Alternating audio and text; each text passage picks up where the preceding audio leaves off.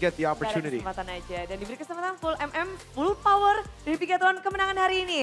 Tolong dong kasih sesuatu nih karena kalian berhasil lagi Alright, give us memecahkan something win now. streak Because dari you were Onyx. able to destroy Onyx win Ayo, streak. sampaikan sesuatu mungkin buat Onyx yang kalian pecahin lagi win streaknya. Buat send a Oni message tetap for semangat Onyx. karena Keep up the good ya work. regular season Because bukan it's just the apa-apa regular lah. season. The regular Kita belajar season juga doesn't kan. matter. We're also Sama just learning in the ya regular season.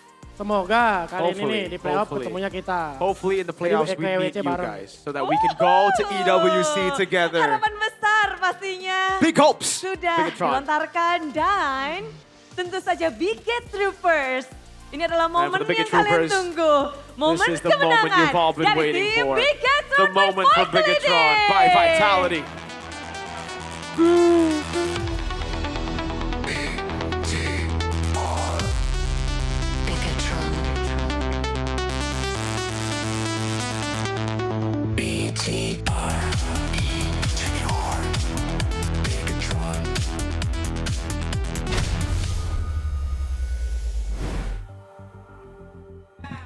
He's doing it.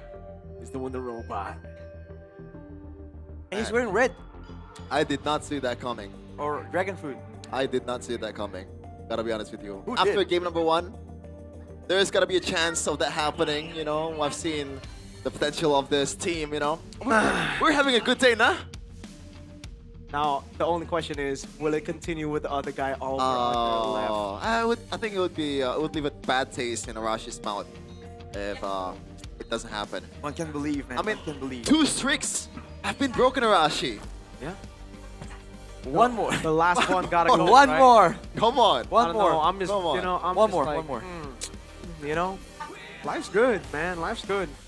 Yeah, and live is really good for BTR, man. Finally, this is like the full potential of BTR. Like, again, we've seen this over and over again In the regular in season. the regular season. Yeah, that's It's just true. a matter of how they play in the playoffs. Hopefully, or maybe hopefully, they will choke again. Yep. If it's up to my preference. Your curses. Man, though, like, they started off with a loss, you know, again. And they always said mentality was the issue. Like, that was looking like some solid mentality, man. I don't know though. It's regular season. 'Cause, like, I guess. Bigatron always do this in the regular season, so I don't think we can judge the mentality whether they have it or not until we see the playoffs. Because All right. that's okay. the only problem for BTR, right? The mentality in playoffs. We gotta stay hating, is what Mirko's trying to say. No, not really. It's just because like it's nothing new. It's literally just regular season BTR all over again. We've seen it in 7, 8, 9, 10, 11, 12, 13, 14, 15, 16. So I don't know. That's fair. That's fair. It's crazy that Kelrod got the Freya 3 times. The first game it was almost perfect, right? Do Only you one think death. it was a mistake though? Because I see a lot of people throwing out the, you know, like, oh, it's a mistake. CW cooked the draft because he picked Freya 3 times in a row. I think it's just a matter of execution, and the snowball from I agree. BTR is just really good. The way they utilize Harley is like, so far it's way better than any other team so far. Yeah. And it's due to the team composition as well, man. They can stop people just diving in without consequences. So they gotta think twice, but the MVP, that man. Yeah. Player of the match presented by official gaming phone Infinix, and I gotta shout out all the other players as well, right? Because they've played amazing, all of them, especially in game number 3. That was all team effort and also individual performance at the same time. It was a tough choice for player of the match, seriously, because like everyone did their job really well. I think for me it was between him or Moreno. Moreno, I think, was the most consistent player throughout game 1 to 3. That's my pick. But there was you know, there was the high moment, and like Iman had a lot of those high moments, especially this game, because that final fight, it was a bang. We'll see it later. I mean, you can even argue that in this game, Nile is the one that's enabling all of the other members. Yeah. Shogun played his part so good as well. Yeah. I think Shogun had my vote, especially for like the first 2 games. You know, how he was performing there. But overall, again, everyone just did so good, especially when it gets to the late game. You didn't see a single person make a critical mistake for the most part. This was so good, man. A lot of these are power breaks, man. Kelma, the Freya. You know, this is the only 3 games that he's gotten so far playing the Freya. And the 2 games, he didn't get a single kill. That's insane. This is Ludwig's Yujong. That's a lot of times in MPL ID banned in the first phase back then. And it was almost no factor at all. Even there, the escape from Iman always has all the possibilities lined out. Skill 2, flicker. Oh my god. Like, I'm in awe in the execution of BTR. I can't believe Onyx botched that. I don't think Onyx even botched that either. Like, No, he got outplayed. They played decently. Yeah. so much damage, man. Claude and the Harley. And I think back again to the point of stance on Zetian. Is that really the right choice? 20% win rate. But we'll see though, because CW is going to answer some questions from Eterna. Thank you so much casters di sini. Eterna bersama Pamanwe atau coach cewek sekarang ya. Halo cewek. Gimana nih? Win streak Onyx season ini masih belum terpecahkan, tapi akhirnya terpecahkan hari ini. So you didn't Harus lose, nanya dulu sih yang but you pertama, lost today. expect nggak sih ini akan TW? terjadi? Atau at least expect nggak sih ini bakal seketat itu sama Do you Bigetron? expect it to be that close against Kalau Bigetron? expect buat Bigetron ya kita tahu Bigetron Yeah, tim we ex- kuat. I mean, dan we dia know emang, Bigetron are very strong. Sekarang lagi ibaratnya kayak mau nabrak terus. Yeah, they tim always lainnya. want. They're Iya, so kita aggressive. They keep expect on wanting to fight. Oke, game keras ya. It's always a So tough kita game lihat against BTR. gamenya sangat keras ya, game 1, Game game was very 2 tough. sepertinya Game Onyx 1 and agak 2, kewalahan tuh, It looked especially like Onyx early were, game. overwhelmed. Tapi gimana, what happened? What happened? Menurut kamu ini sebagai According coach, to you, apa yang Coach terjadi sama CW. anak-anak gitu? What happened? Mungkin kalau buat match kali ini This BTR match mainnya lebih keras aja. Lebih BTR just keras played aja. better. Kita sedikit lembek. We were just too Lembeknya soft gimana this tuh? series. Boleh dijelasin nggak? Kalau mereka mainnya lebih keras, kita They were playing it hard apparently. make yeah. sense. biasanya. Nggak Onyx were sekeras playing it biasanya. soft. So we, Tapi yeah, melihat we didn't kekalahan play ini, as good as we pandangan cewek tuh gimana? Apakah ini used to sesuatu play. yang positif mungkin untuk Onyx untuk berbenah lagi atau So what do you gimana? think? But Kalau kata Keyboy sih biasanya kalau According to Onyx Keyboy? tuh kalau menang ya udah menang, tapi kalau When- kalah ya kita belajar sih. yeah, when Onyx Okay. win, it's just Jadi normal. But sebenarnya when we menang lose, we learn. seneng atau sedih nih? Menang So you happy or? Kalau kalah ya kita Oke. belajar gitu. Yeah, I mean for Oke, me, oke. Jadi if we win, it's good. If we lose, we learn. Paman W ngerasa For belajar you, tuh apa? on W, Apakah what did you mungkin learn from this anak-anak terlalu match? hype atau mungkin dari segi draftnya yang nggak berjalan sesuai ekspektasi Was atau it the mungkin draft? eksekusi Was it the anak-anak dari execution? draft What are your thoughts? nggak sesuai ekspektasi? Pastinya kalau misalnya dari draft ya pasti For me, bakal ada yang diimprove. We're Tapi definitely kalau going to misalnya improve the dari drafts for sure. gameplay, There's always something to ya improve everywhere.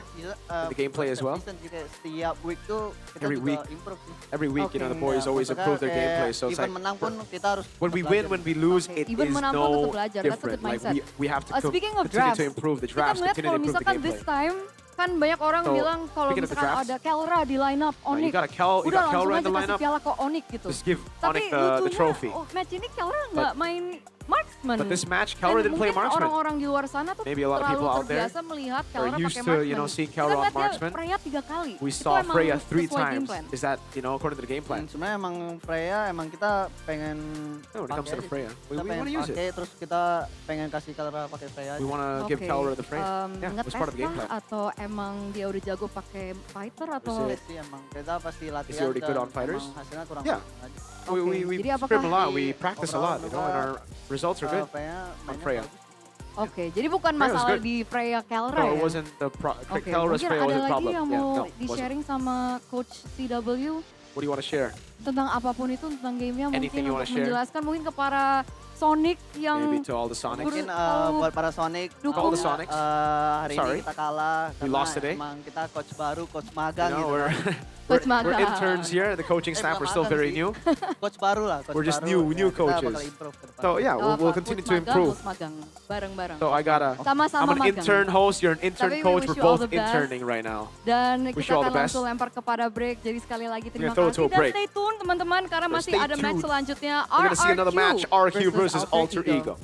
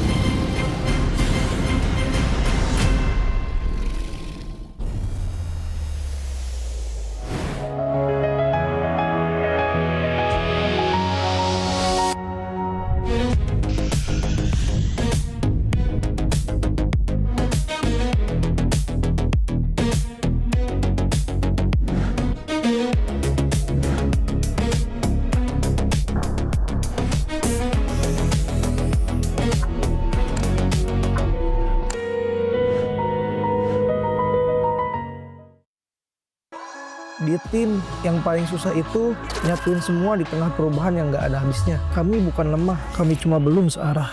Menang atau kalah itu biasa, tapi ingat satu hal, kita itu keluarga. Waktunya konsisten saling percaya. Sejak kapan Navari jadi CEO? Hah? Lalu dia Ming, mending lihat ini. Yang ini murahnya beneran, bantu kita naik level barengan.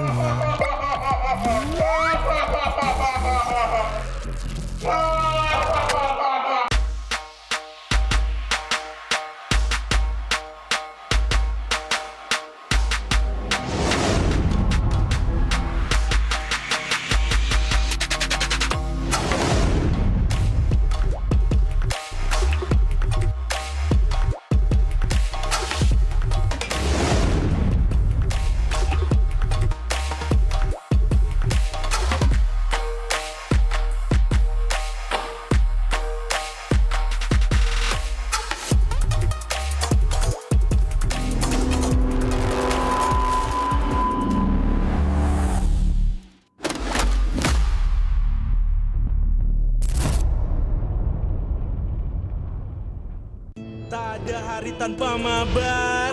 Main nge-lag, kerap buat ku tak sabar. Gimana mau main sampai kelar?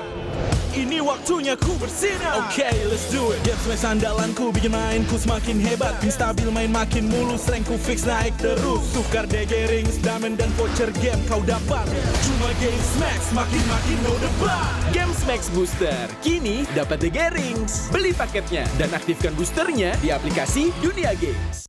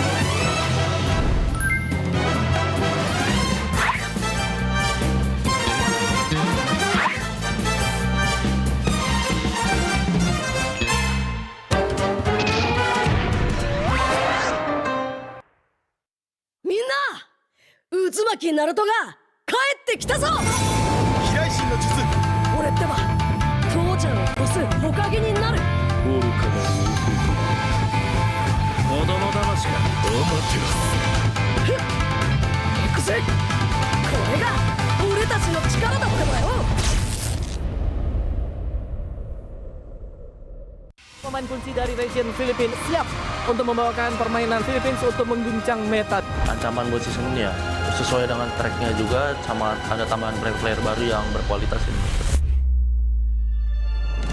Seperti waktu di season 13 aku pernah bilang, setiap orang ada eranya, tapi setiap era ada onyx-nya. Dan masih sampai dengan sekarang.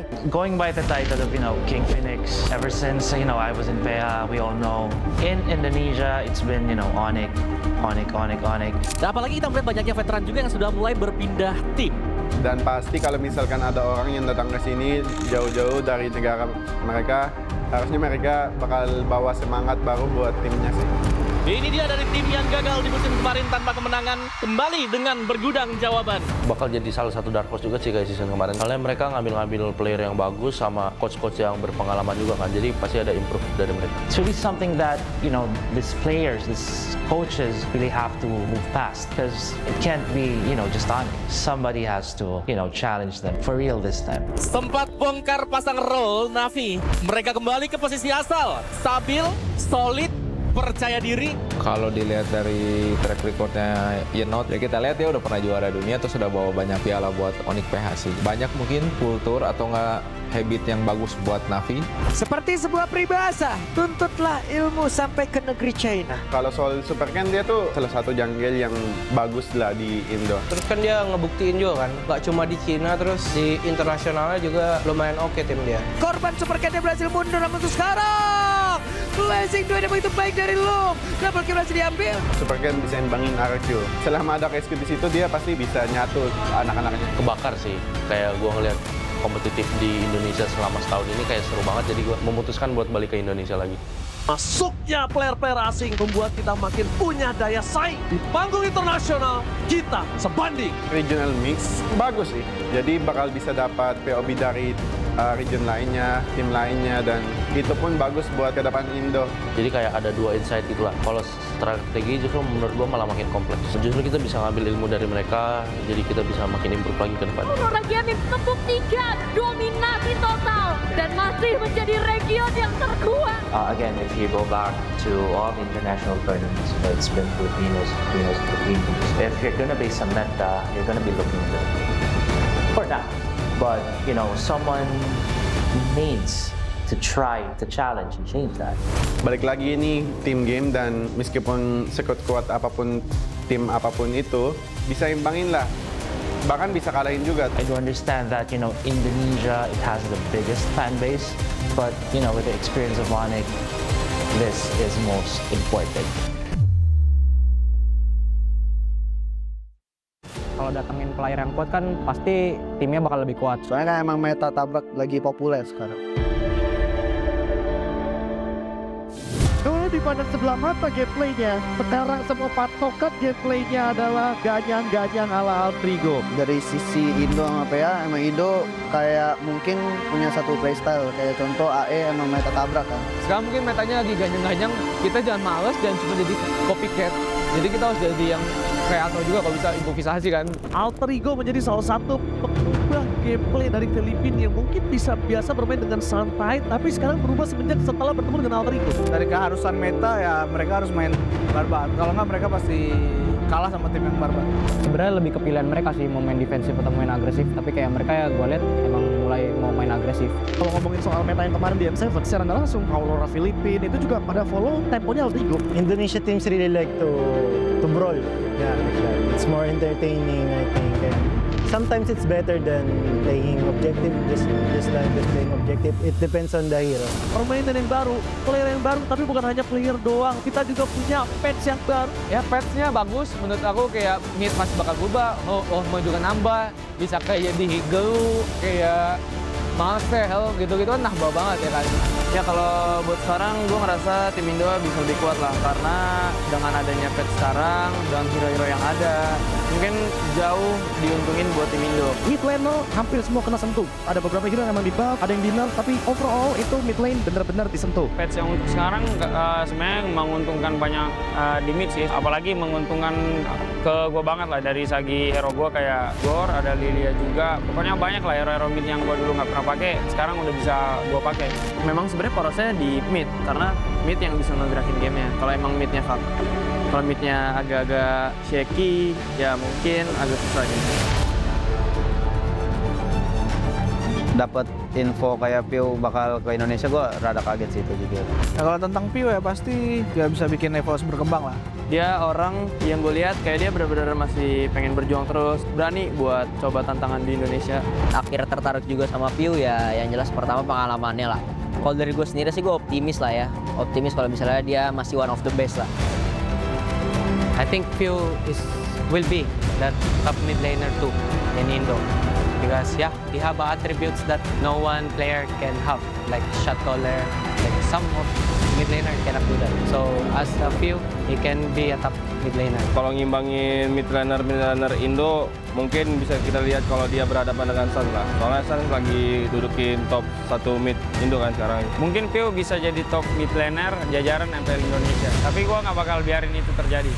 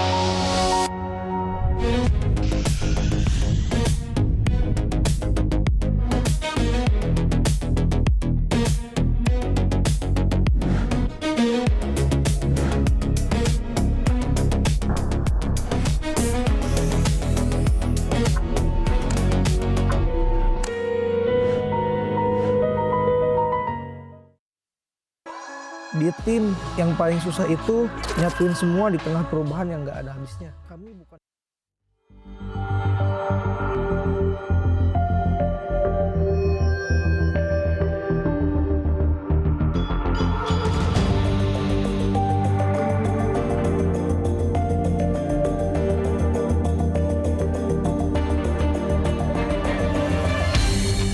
Aku kan berdiri dan terus berlari, terus ke arah puncak tertinggi. Ku takkan berhenti, hanya sampai di sini. Kemenangan abadi menanti. You know we won't miss if we unite our focus. And if you haven't noticed, we'll nyalakan apimu, hadapi semua tantangan, hadap semua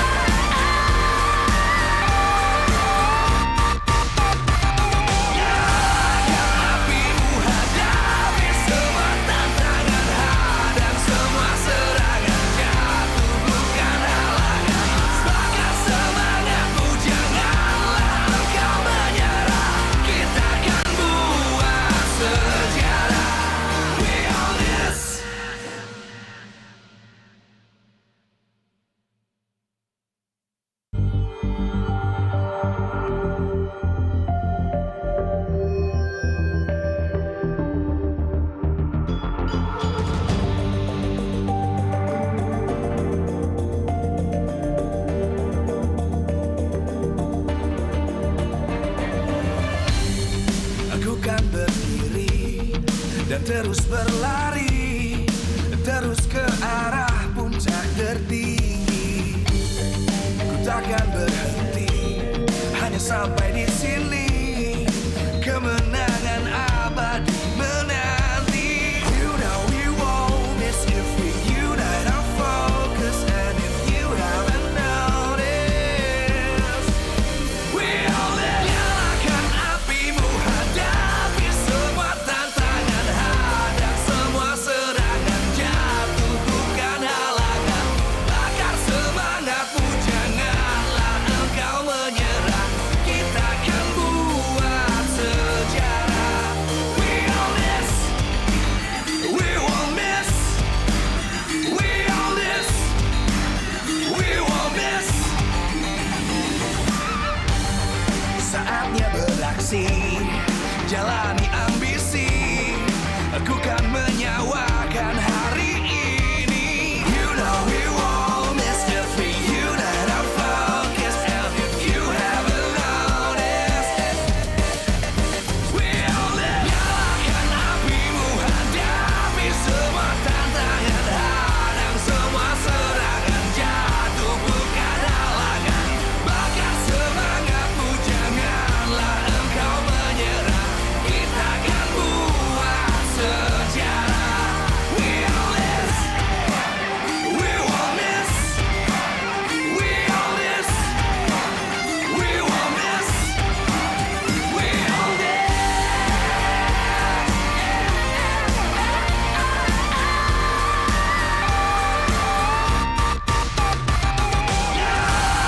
Apimu, hadapi semua tantangan, hadang semua.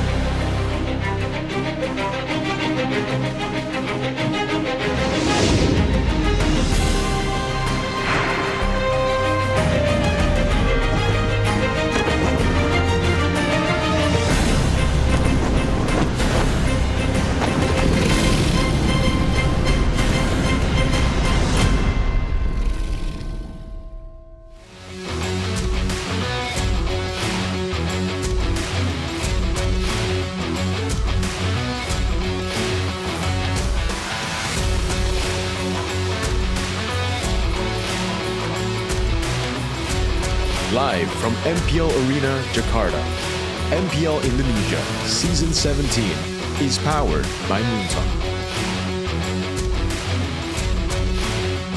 Supported by Esports Federation of Indonesia. Presented by official gaming phone, Infinix. Official e-wallet, GoPay. Official gaming chair, Toda. We own this.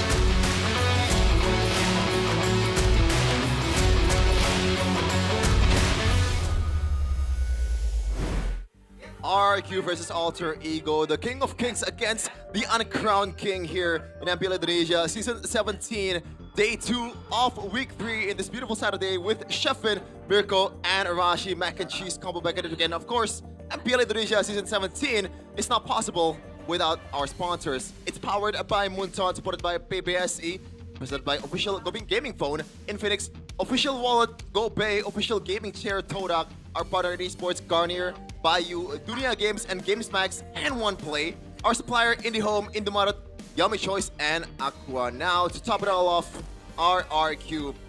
I won my match. You won your match? Yeah, yeah. Okay, sure. You gotta feel like you're on the team, man. Sure. Yeah, that's true. How about you, Rashi? Like, what's the prospect here? I feel like we have been very clear about the importance of patterns today. So, you know, the pattern is that there's been upsets. I'm very much looking forward to that happen. But remember, I never said BTR were the underdogs in that match. I told y'all they were the favorites, so I don't know about that. Yeah, but we don't listen to what you say when you're glazing. But they won. Yeah. Yeah. We can listen to you though about RRQ's weakness or weaknesses. You know, Because so far, there's been a lot of weak points. I'm sorry. Right now, the question is, what's their strength? That's why I pointed As out hard as it is for me to weaknesses. admit, that's kind of the situation we're Maybe in right we now. want to ask the audience first before I ask Arashi. Audience topic voting by Infinix. What does RQ need to secure their first win? Need to do to secure their first win. Let the Super Trio play. Let Kuroki Haskell play. Improve communication. This is, I don't know if the main problem are these. Yeah. Arashi, as the John RQ here on the desk. What's your take here?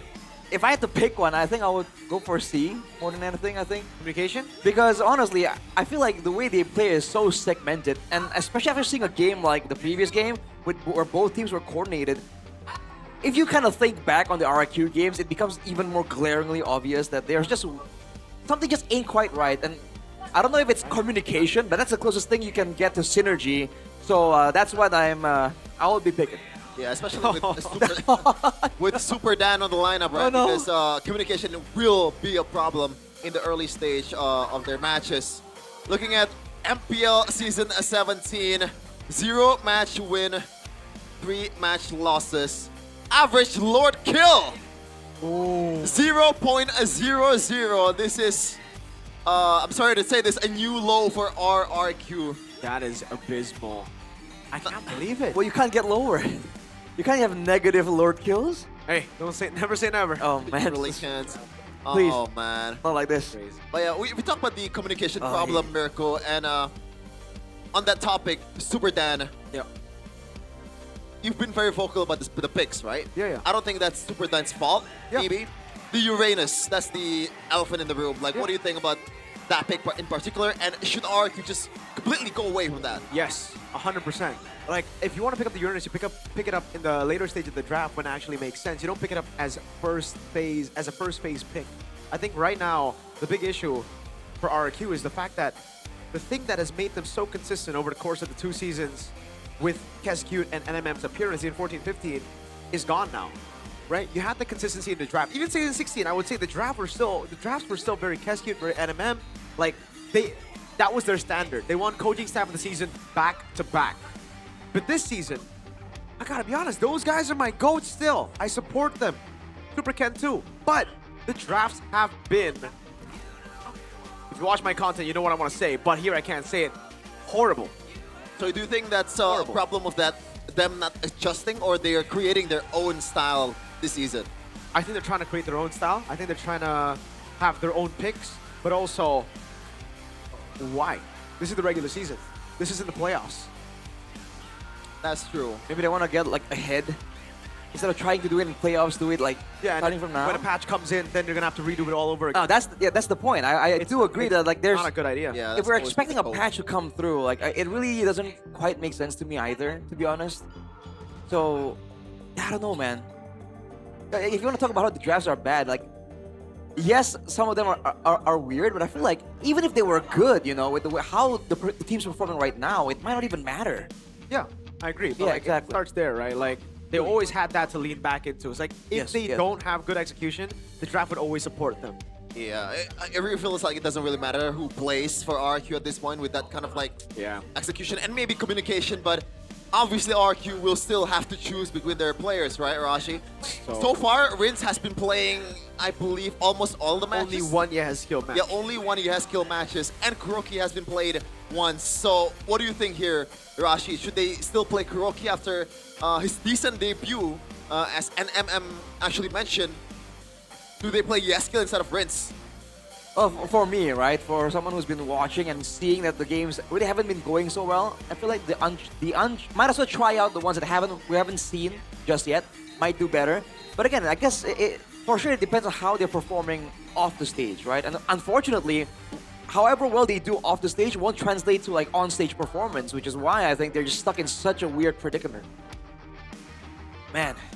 It really kind of feels bad. I feel bad for RQ, man. Like, especially all the RQ fans, they've been very passionate. Yeah, they've been very supporting of the team. And this is the Uncrowned King Kuroki.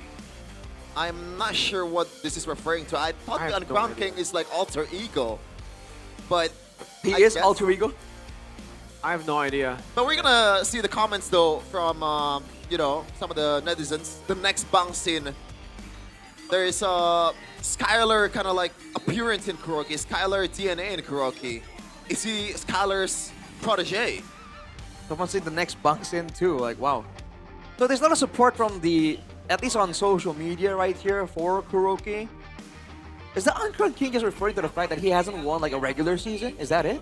But none of them have won. Not even sure. So, okay, wait. No, the real question I have now, so I think a valid question. Do you think Kuroki is getting all the support comments because he's genuinely good, or do you think it's just a crazy hate on Toy right now? A bit of fair both. question. That's a fair question. Right? A bit of both, because let's be honest here, Super Toy has not been the best, but the hate is like overblown, I think. Yeah.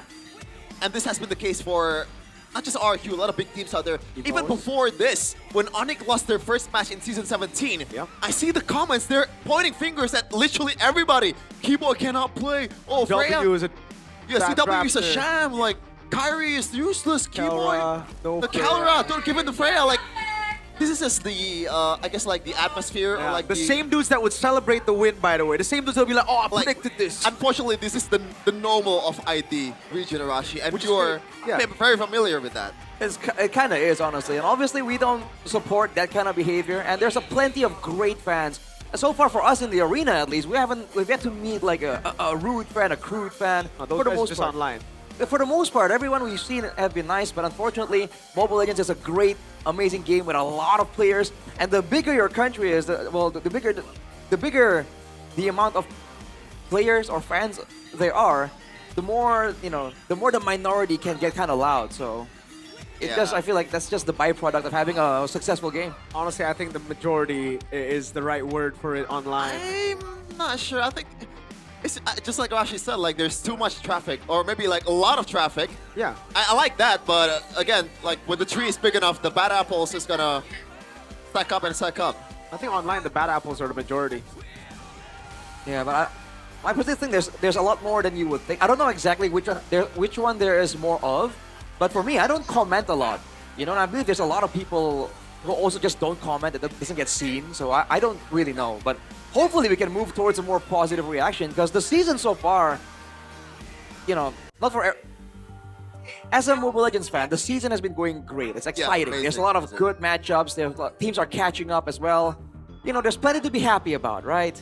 Yeah, not just MPL Indonesia, MPL Malaysia. I think a lot of hype has been put onto MPL Malaysia. A lot of new teams, a lot of new players, a lot of imports. Indonesia as well. We are graced with world champions. Why not? Not just two. You know, Kalra, few, multiple world champions. So there's a lot of things that we can appreciate. But on the other side, you can also appreciate the rising story of Alter Ego, which has not been the smoothest journey so far. Early in the season, a lot of people expected Alter Ego to be this amazing team right from the get-go, but there's been a lot of the walls, the hurdles that they're gonna have to go through. Oh yeah, they've had a bit of a slow start, but then there's also the double savage. So like, I don't know, they seem to be in a weird case of limbo, and again, even if they do perform in an inconsistent fashion, it's Alter Ego, you know, this isn't unheard of from this team. Yeah, and even with Ray or Yazuke, it seems like in the last two matches, they can't really go wrong with the choices they have. But, you know, if you want to be in line on what Alter Ego is trying to bring, you know, just like M7, then I think Yazuke is going to be the choice. Yeah, also I think the first week, the first two losses, a lot of people are overreacting to that. It's Onyx. It's Onyx and BTR, the team that just beat Onyx. Yeah. And against the stronger teams in their radar, they perform. BTR, they're kind of like a big game player, big game team currently, right? So that first week, it was also Alter Ego experimenting a lot. If you look at their draft, it wasn't the same Alter Ego you saw in the M7 World Championship. You saw them completely disregard Freya. You saw them go for Uranus jungle early as well. It was them trying to find a new mold. And then they realized, all right, maybe it's time to get some points, you know? And then they popped off this in the same way that they did in M7. So, yeah, I think that was just an overreaction in week one. So it doesn't bode well for RRQ right here. If Alter Ego come back to tip-top shape, already it's a tough order. It's even more so now in theory, on paper. Tough matchup. Yeah, if there's any day for an upset to happen, like it's gotta be this day, right? I think at this point I can kind of understand a lot of people might be saying, oh, it's scripted, you know? Like, it's not, but like... Hey, everybody's allowed to have opinions. Yeah. Just like some maybe, if you know what I mean. It's a bit, you know, like we kind of understand where you're coming from, you know. Yeah. But Also, scripted is fine. And it does really affect us. Yeah. But then we'll also have our opinions about you. Rage bait or low IQ, call it. We are a very judgmental trio. We are the most judgmental, the most hateful, and the most toxic trio out of the other English casters. Yeah. So you be careful, you. Watch out for Shevin, man. He hates for the love of the game. Yeah, he better be careful. Commented on Lemon like that. That's crazy. That's crazy. That one's crazy. That one's uncalled for. He's not even playing anymore. Man.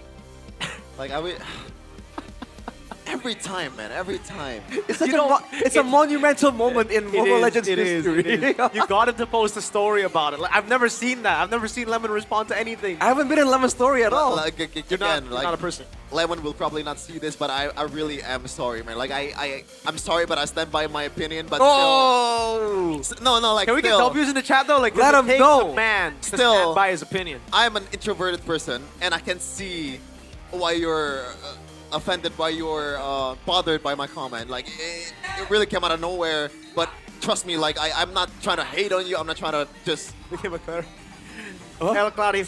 I am at this point. He's inspired by Bigatron. He's doubling down. He's doubling down. Double down on it.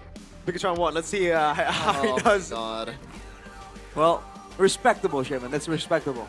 I'll take W Shevin on that one. Stand by your words. Yeah. I really regret that. Like I seriously. Well, you know what pisses me off? There's only like 500 views on that VOD. 500 whole people watch that, and somehow it got a lot of traffic. All right, Clippers be Clippers, you know, W Clippers. Now people know you. For a bad thing. It doesn't matter. They know you. Bad press, good press, free press. I don't think bad all press. See, like, I don't mind for all the other people, but for all the RQ people, you mentioned the name, oh, isn't this the guy that, you know, hates on Lemon? That's the first thing that's gonna come out, man. That's why I really regret it. Hey, you know, it is what it is, Shevin. Bridges are burned in this. Bridges are burnt, but maybe those bridges were never meant to be. Have you ever thought about that? Nah. Maybe it's part of God's big plan. Yeah. Like, again, like to all RQ people, I'm really sorry. Let's talk about alter ego, no? You forgive me, right? I don't take offense, bro. I mean, okay. It's not his religion. Yeah, it's a team that he supports. It's all right. Not it's that all right. offended. Yeah, but for alter ego right now, there's some kind of choice, right, in their lineup. Obviously, the one that works is Yasuke, Nino, RP, Alec, and Hijue, but they still have their MPL guys, Cyrus, and really good. Cyrus. Is it Cyrus alone? It's just Cyrus. Oh, Ray, Cyrus I forgot, and but still, Ray's he's not MPL. really MPL, but yeah, Cyrus, it's incredible how how similar his playstyle is with Hijue, especially on the name, Eve. you just be like, okay, that's Hijue. Like, seriously, the way he played Eve, the RWM is just so, like, I'm gonna pop it every time I can punish. Just like every single time. Very trigger happy about it. I mean, that's what we want to expect from alter ego, right? You can make an argument that like that's how they've been like training. So not too surprised. Yeah. Maybe we'll be surprised with the draft that it's gonna be bringed up by Coach Sever. Oh, but it looks like it's gonna be Cyrus in the mid lane with Nino, Yasuke, Alec, and RV, the king of Savage. Okay, maybe stop with the king, but he is a savage person. The Savage in the gold lane is what you're looking for. And ladies and gentlemen, could this be the new formula for Alter Ego to reach new heights? Heights that they've never dreamed of before. Welcome to the stage, Alter Ego! Coming in with a new combination here. With Yasuke back, are they gonna get back to their early game style, their early game domination? They've shown they can do it both. Against our RQ though, it doesn't seem like they're up against crazy odds, but they still won't take it easy. On the other side, King of Kings.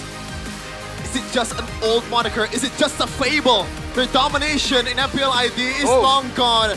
Super Dan, Super Ken, the ghost of Jakarta, Yeheskiel, with Edok and Kuroki in the gold lane. Can they actually do it? Can they gain their first victory in this season? They are the King of Kings. The crown is not given, it is earned.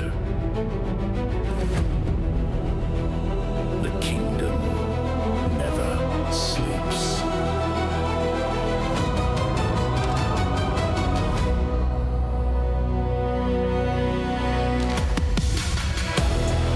The kingdom that never sleeps. The kingdom that currently are in disarray. The kingdom that need to rebuild. Now the question is, can the generals, can the guys you see, the soldiers for our kingdom, rise to the occasion? Can they bring this historic org back to its peak? 0 wins in MPL, not even a single lord.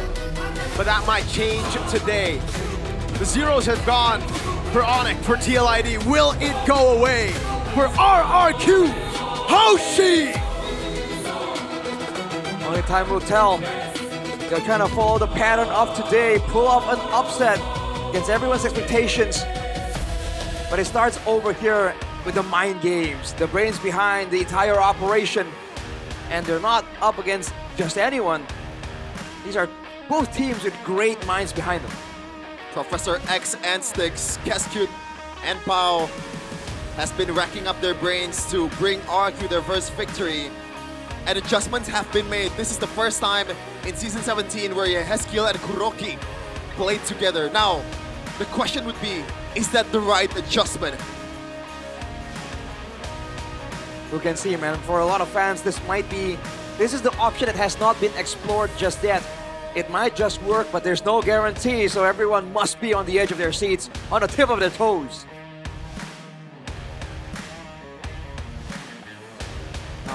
That Gushin pick, he just keeps on. Like when I think RQ, I think of the Gushin pick. I think of the, like, me and Sheffin literally just kept on asking each other, is this a joke? Are they trolling? After I've seen the game, I've warmed up to it a bit, but opinion still stands. It's not really the greatest pick there. No, like in the early game, yes, you have the burst, but like once they get one item, what are you gonna do? I think it's a matter of like they're too dependent on Edok to set a play and peel at the same time. So they can't really just play their own game, but audience topic voting here by Infinix. What does RQ need to secure to secure their first win? Let the Super Trio play seems to be the main answer here for the RQ Kingdom. Let Kuroki Haskill play. The B answer was right. And see improved communication. That has yet to be proven just yet. We'll see how this one goes, man. For the Super Trio to play properly, the draft needs to support it as well. And teams have been wisening up in the drafting phase. Zephyr is no exception. Keskut is gonna have to bring out all of his mind games, all the tricks possible to get something to help this team out. The whole team's gotta step up. It's not a single individual. It's horrible everywhere. Even Edok, the once pillar for RRQ, the man who's always so consistent. I'd say at his peak, he was the guy to really, step up. I think matching Keyboy. Oh man. Yeah, the aggressive goat laner. The goat lane Savage. #1 total kills, #1 Maniac, #1 Savage. This guy has been insane, man. Even if you want to talk about the performance, yes, but even in the hero pool department, this was the guy who brought out the Lapu-Lapus, the Uranuses. You never know what is gonna come at you when you're up against Alchirigo. Bring out the Argus, man. What? Bring out the Argus, bring out the Zilong. Okay, hold on now. You wanna chill on that? I've seen a clip where Zephyr actually admits that Zilong is a really good conditional pick.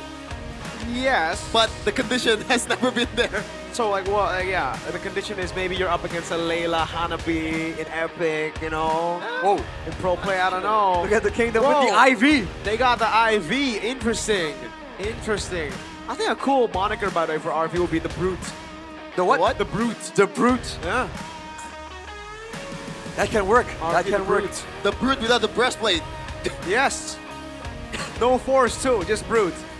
I think this is coming in with a lot of force, but Super Dan, though, he's gonna be coming with a lot of force in this match because he needs to prove something to RQ Kingdom specifically. Yeah. Because so far it has been a subpar debut for the ex-RQ Kaido member. Yeah. I mean, he's always had big shoes to fill, but right now, it's not even delivering on an average level. That could be because of the synergy, the drafts, the nerves. But whatever it is, it has to change quick if this team wants to find any chance of getting back on their feet and being a real contender in the season. Super Ken 2 though, my GOAT. XBTR by the way, as you can see. Whew. It's crazy that he was once the prodigy, has been compared to Kyrie at one time, and rightfully so. Yeah. And he went to China, you know, and now he's back in Indonesia for RRQ out of all teams. He brought Yanfeng Yao Guai to its best finish yet, top 4 at GOTF. The best finish for China ever in the international tournament. Comes back and reunites with Cascute, and we were expecting great things, amazing things. Unfortunately, that hasn't been the case quite yet. Nope. I wonder if there's something special cooked up between them. Keys of victory though by Infinix for RRQ. Reset, that's a given. But bring a synergized draft. Agreed. Don't focus on just hero powers. Make sure that there's something cohesive, because it has to be a team effort, man. This is season 17. And Super Dan needs to step up. Especially that right now he's up against No, a man that knows how to be aggressive with a massive hero pool. Yeah. There's been some chatter about Nino, especially the way he used the Sora. Not really the best so far this season. And he has been very... He really likes to play the Sora, but I guess we're gonna see if it's gonna be better in this match. But here's the victory by Infinix for Alter Ego, Rashi. Alter Ego, bring the fighter in the gold lane can be an option for Arfi, as always. Bring back the early aggressive tempo, the crazy Alter Ego that has that late game patience. And if they get rolling in the early game, limit Super Ken's farming space. They've been able to be so methodical with their aggression. If they do get an lead, I believe that will be absolutely the case. Super Ken will get absolutely shut down. It really seems like, for me, looking at it, you know, again, Super Ken, so many moves where he's just late to the fights, late to the turtle takes when you need to be there first, as a Leomorn, as a Suyo even, right? These are small mistakes, small pathing mistakes, something that Super Ken has been able to really capitalize on in the past. It's just not here anymore. You need to play that system. I think they got to go back to Cascute's system. I think that system enabled them to get the leads early, and it's usually at least a better foundation than it is now, than what you have now. And we've seen that in RQ's YouTube channel, right? One of the videos where they showed what happens in the backstage. Cascute actually criticized his players on how to approach the objective game. Yes. Do you actually want to fight? Do you actually want to take the turtle or the Lord? Sometimes, like, they're trying to do both and it buys them in the back, but the battle starts now in the drafting phase here. Professor X against four-time coaching staff of the season, Cascute and NMM. It's three-time. Three-time. Broken Walls is the map. Will that influence the kind of heroes we will see? The puzzle begins right here, man.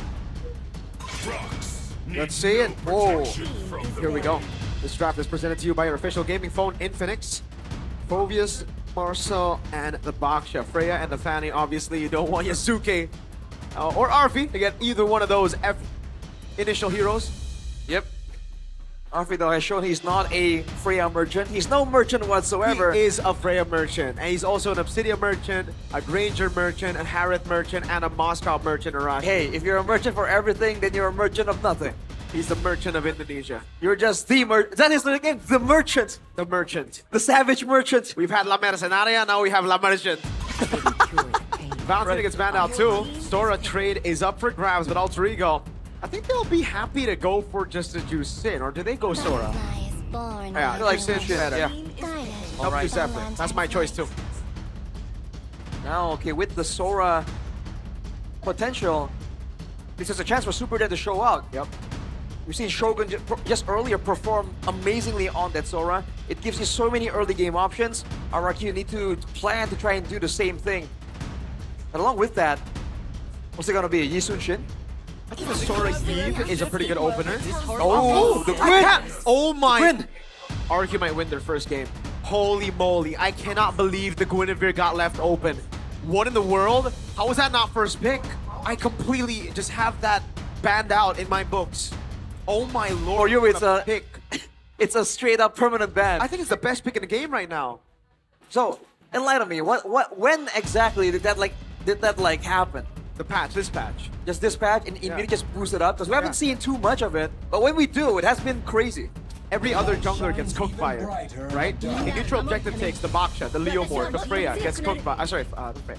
Baksha, Leomord, Fredrin gets cooked by it. Right. In terms of like just damage, the Suyo gets cooked by the magic damage. The Harley gets caught by it as well. And then there's a combo that we have to talk about.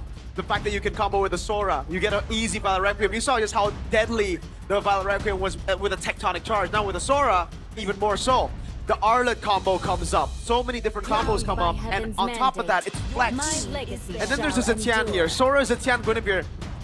I think RRQ have the better draft right now. This is a great start to the draft. Definitely a ton of combos available to them here. And good brawling potential as well. Even with the Kalia given over here. Especially in the first few neutral objective fights, Altrigo needs to be careful, man. Better combination of burst and AoE damage for RRQ. For now. Yeah, it seems like Alter Ego with the draft is trying to cover all fronts while RRQ is focusing on the single thing, and they're doing it beautifully right now.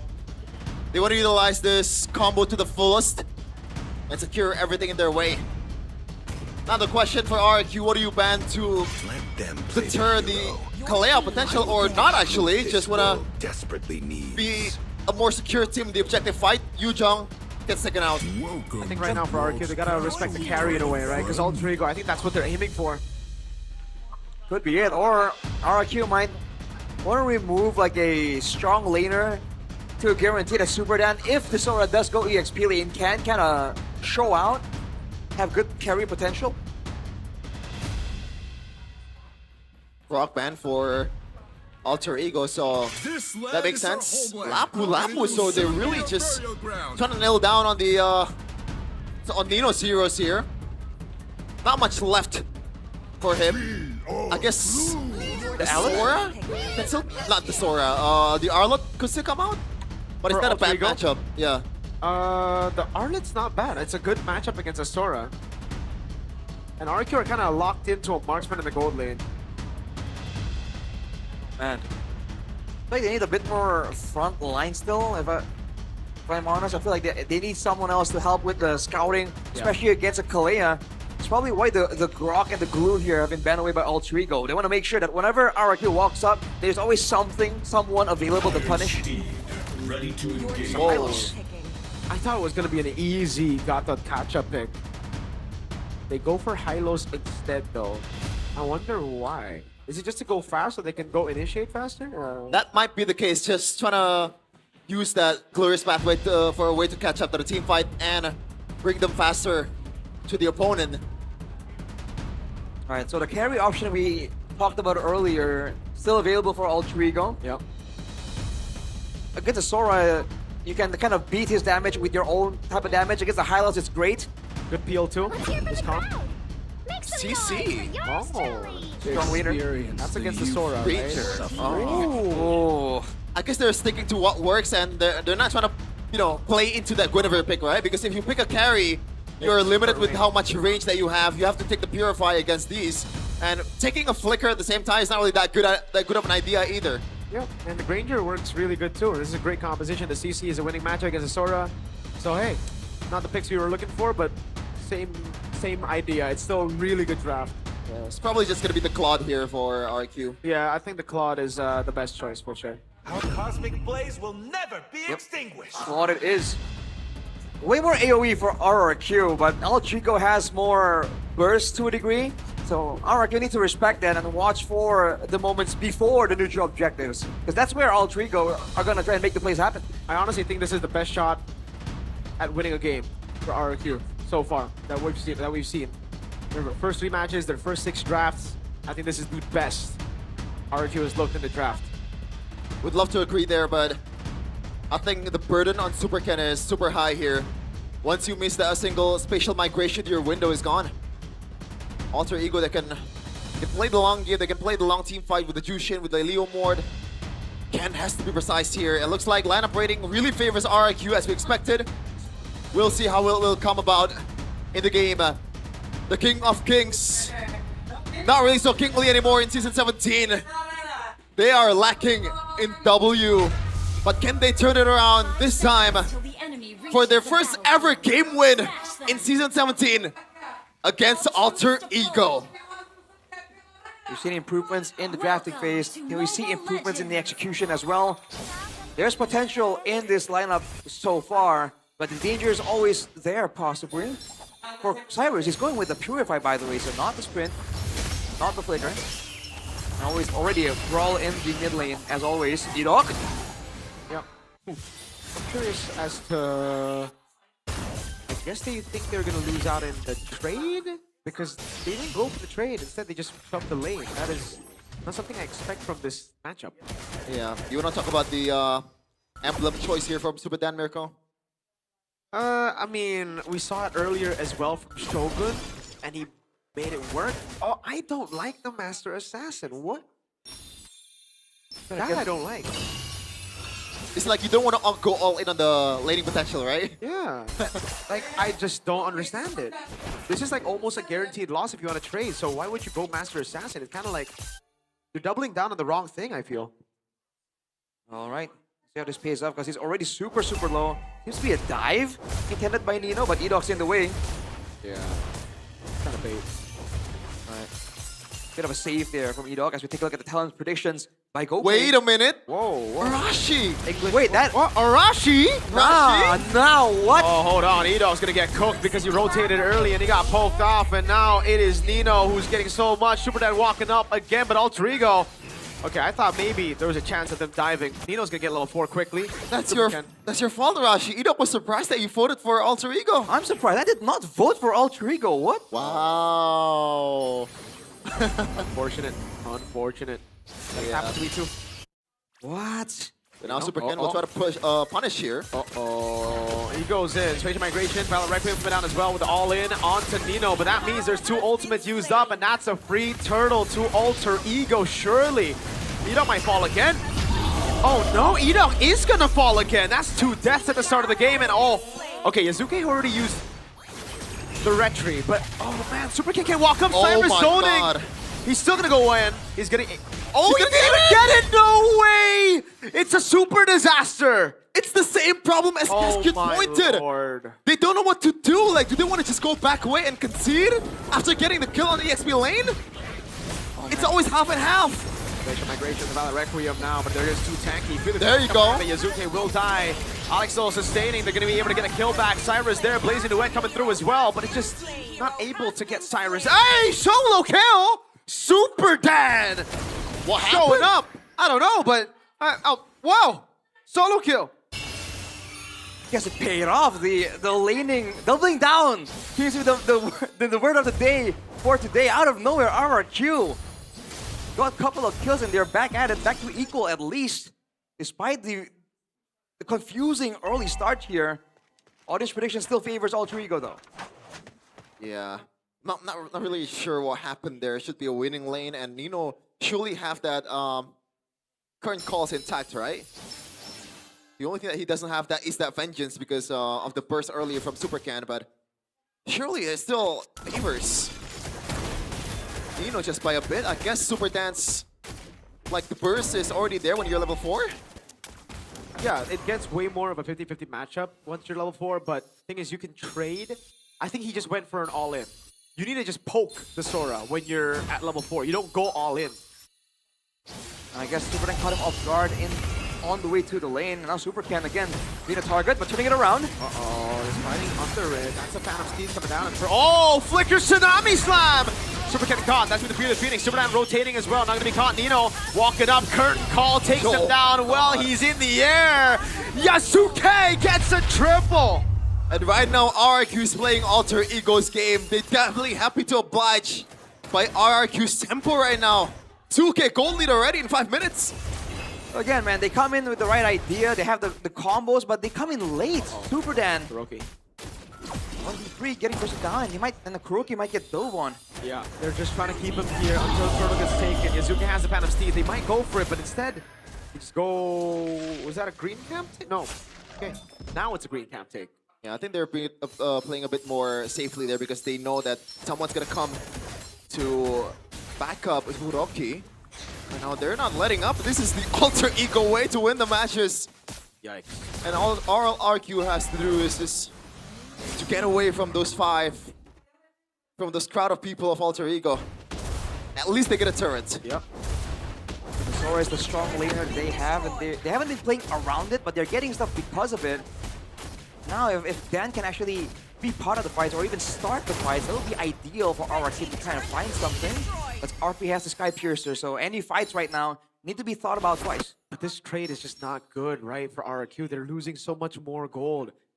Kuroki lost a whole wave up top, and he had to share gold with the wave at mid with the rest of the team. RP, meanwhile, that's why he's able to build that lead. Ooh, Arfi. By the way, he's... Oh, Super Ken. Violet Requiem defensively, no combo there. Good Phoenix coming down with a Tsunami Slam as well. That's an all-in into the backline. But oh man, Lantern Flare knocks him up. It's a kill over. Now the pushing Kuroki with the blazing into the minions. He tries to clear it out. He does get the clear out so they don't get a turret in mid. But it's still just a win for Alter Ego. I am not so sure on why RQ fought that, knowing that Super Ken does not have the spatial migration and also the ultimates. And why didn't Kuroki trade Arashi up top? It was free. He went mid. I am confusion. They're trying to fight Alter Ego at their own game, and it's really not working out for them. Especially now with this kind of gold lead, Alter Ego is very happy to try and take these fight attempts from RQ. Okay, the question is defending the mid turret like that more worth it than getting a turret up top and getting yourself into a better spot as a Claw? That's the only question I have from that one. I think what Kuroki did makes sense. Yeah. But still, that is gone. No. Sky Piercer. Oh man. Just like that. No more. Turtle this game. Edok thrown out of the glorious pathway. Curtain call. Another one. 20 stacks a turtle. It's perfect for Alter Ego. Now the wave will crash at the mid lane turret that Kuroki defended. Oh, Alec with a jump on Super Ken, canceling the spatial migration. They still get it. It's just a delay of the inevitable for Kuroki. That's why I asked the question. And 2 Sky Piercers stacked to the Savage Man, Arashi. Things are going south on every front for the Kingdom.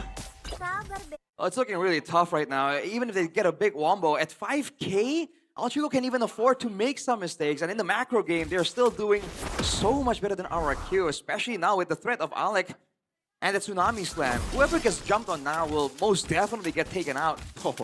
And it would even require all of the resources, you know? With only a 1 or 2 ultimates, that will be enough. Yeah. Team turret has been destroyed. This is not very good. By the way, Arfi is rocking that Flicker and also Rapid Boots. So he is very confident in getting away from the wombo combos, especially Super Ken.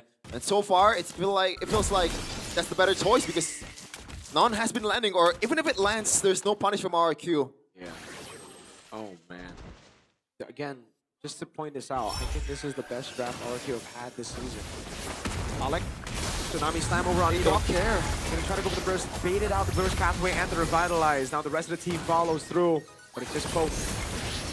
Oh, never mind. Crimson Beacon, Super Dan. Go in if it gets cancelled out. That's a 30 stacks over from RP. He's gonna dash in forward. Kuroki! He's going in the winning team fight. Finally, a glimpse of light. A little bit. Oh, okay, he's still gotta respect the damage. Yeah, let's go with the all-in. Cyrus right there to back him up, though. Yeah, and this is why we're talking about, like, RQ's draft feels superior. Yeah. Because in that fight, that Shifting Skies was not comboed with special migration, but yeah, even though RQ are not doing that, they're still winning that fight. It's just the AoE, the combo that they want. Yes, Zuke still gets the purple, by the way, for his troubles. The gold lead went down to 3.84 now, but the Swift Trinity is massive for Kuroki. Big shutdown for Kuroki. Yeah, this guy has been doing a healthy amount of damage, but now with the Swift Trinity, becoming a real problem that Alter Ego don't have any easy solutions to. But again, now the Lord is up, and there's a slow push for Alter Ego, perhaps. So, Sheffin, is this Kuroki's MLBB? I can't believe you. He fight MLBB? I guess that's Kuroki's MLBB. Yeah. And Kuroki is like, there's not much threat in a way for Kuroki. The only thing that can cancel the Blazing Duet is only Alec. And that's a big ultimate that you have to spend towards that. Other than that, it's Cyrus with sacking, but I don't think that's enough. And he also has that Purify as well. We'll see how this man will try to carry RRQ to victory. Oh, for the 50-50, Super Dan. Alter Ego? Oh, Shifting Skies coming in. Yeah, they've lost. What? Yazuke? still wins out the retreat battle. Placing on the back line, Cyrus melted down, but Nino and RP gets the kill in the end. It's a double, it's a triple for RP. The slowdown, RP looking for the Maniac. No way, he gets the Maniac. Super Ken denying the Savage, walking back to base, but Alter Ego, RP's Maniac seems inevitable. This is the greed that a lot of people are talking about. RP is just getting Savage and Maniacs left and right. Alter Ego, that was a questionable team fight. The fact that they backed away from the Lord, but somehow it still paid off. Yazuki just retreat, then he won. Lamau is just better at the retreat game. And right now, RQ are trying to defend the Lord. They do have big combos, but Alter Ego has different waves to play around with. But they'll back away and play it safe. They don't want to risk getting comboed in base against RRQ, but man, there were some really low HP bars and Alter Ego barely made it out. The calculations. This is gotta be. Oh no, that's a misclick for sure, right?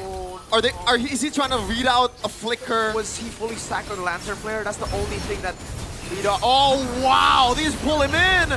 Super Dad, he pulled Alec into the Alec is now it's I'm actually cringing. I don't know what to say. Believe it or not, I was about to say this has to be the most underwhelming Quinniver game in Season 17. But they made it worse. 70 sacks, Kuroki gonna be caught. Oh, the all-in on Super Ken Fury. The Phoenix offensively. And Super Ken tries to go for the Spatial Migration, but won't be able to find it. And RP is just gunning this turret down. That's a siege onto the mid turret, the bottom lane turret next to the chopping block. Super Ken goes in with the Spatial Migration. The Valor Requiem. Now Kuroki! Blazing New Evolution through the Vengeance! Oh, the glowing one! He survives. He gets out of there. That Wind of Nature was kind of clutch. Well, at least they got a shutdown, but there's still a mountain to climb. Mirage 7.5k already. Big signs of life, but yeah, 1v1 isn't over. That's about yet. Yazuki bullies Super Ken away. Dude, let's talk about the Violet Requiem again. Like, what? Again, like, is this a goal? Not talk about it. Is he just trying to read out a flicker Tsunami Slam or something? The only saving grace would be he was thinking of a Tsunami Slam, or he was fully stacked on Lantern Flare. He was going to get picked up. Or is it just a misclick? That's why, right? Like, the only saving grace is because I don't think a misclick is up there in top 10 reasons in MPL. Right. Oh my god. Oh boy. 7k. Skyfisher stacks down for RP, by the way, so that's a small positive, small victory for RRQ. But at a 7k goal deficit, there's still not much they can do here. As Alter Ego are setting up for the slow push, playing that macro game. Cooper Ken might be looking for something. He definitely is, but the thing is, I don't think he's going to find it. Needs backup for sure if he wants to even try. Yeah, and from now on, RP is gonna play a bit more safely, right? Because that was uncalled for. Like that should not have happened. Also, you could have gotten a lot of things if RP didn't die. What? You don't with the Glorious Cafe. They want to get control over the Lord, and that may have done. Yazuki walks up. The red tree coming down for Super Ken now, but the back line's gonna be zoned away by Nino as he walks away. Super Dan low. Cyrus walks up. Yazuki is godlike. Lord taken, the first one ever for RRQ. They're on the board. Thank God. And that's probably the first ever well-executed objective fight from RRQ. Whoa, whoa. Good damage. There's some real damage coming out of Kuroki right now. That's for sure, but this Lord will allow to scale up even more. And that's where the Scythian can scale. Oh, Kuroki. Yeah. Unfortunately, there's not much conversion from RRQ right now. They're just going to clear this one out quite easily. So, there's not much... I don't think it's a gold lead secured for RRQ either. Alec, the team is in the base! They thought they had a trip! Kuroki walked up, Super Ken's gonna... Patient Migration Battle Requiem, he gets the combo, he gets the kill. How does this work? Wait, what? Super Dan gets the pick! Hello? Yazuki walks back up against so many members. He's gonna be very, very low, but he gets the kill in the end with the help of RP. Lord is still up. I don't know how... Yeah, this is an awkward game of MLBB. I think we're paying the price of seeing BTR versus Onyx. Like, this is the price. Oh, Yazuki just hit his head on the wall. It doesn't even matter, though. RRQ, they're doing some really wild things that on paper really don't make sense at all. It's catching us off guard, but somehow Altrigo are getting overwhelmed by it. Catching them off guard too. Or getting straight up just confused by it. And it's hard to act well when you're just straight up confused. Is this what Gordon Ramsay feels on Hell's Kitchen or Kitchen Nightmares? Yeah, because once in a while you get some really good food, but now back to I don't want to say anything about this. Look. Yeah, I understand you though. This has been a very awkward game of MOBB, not gonna lie. It takes two to tango though. And they certainly are tangoing. Bad tango at that. Go tango. It feels like a comedy show. Yeah. The Russian. Let's see how this goes though, Edok. Gonna scout out, but he's too low with the revitalize even. The turn ball was there, but they don't want to go on it.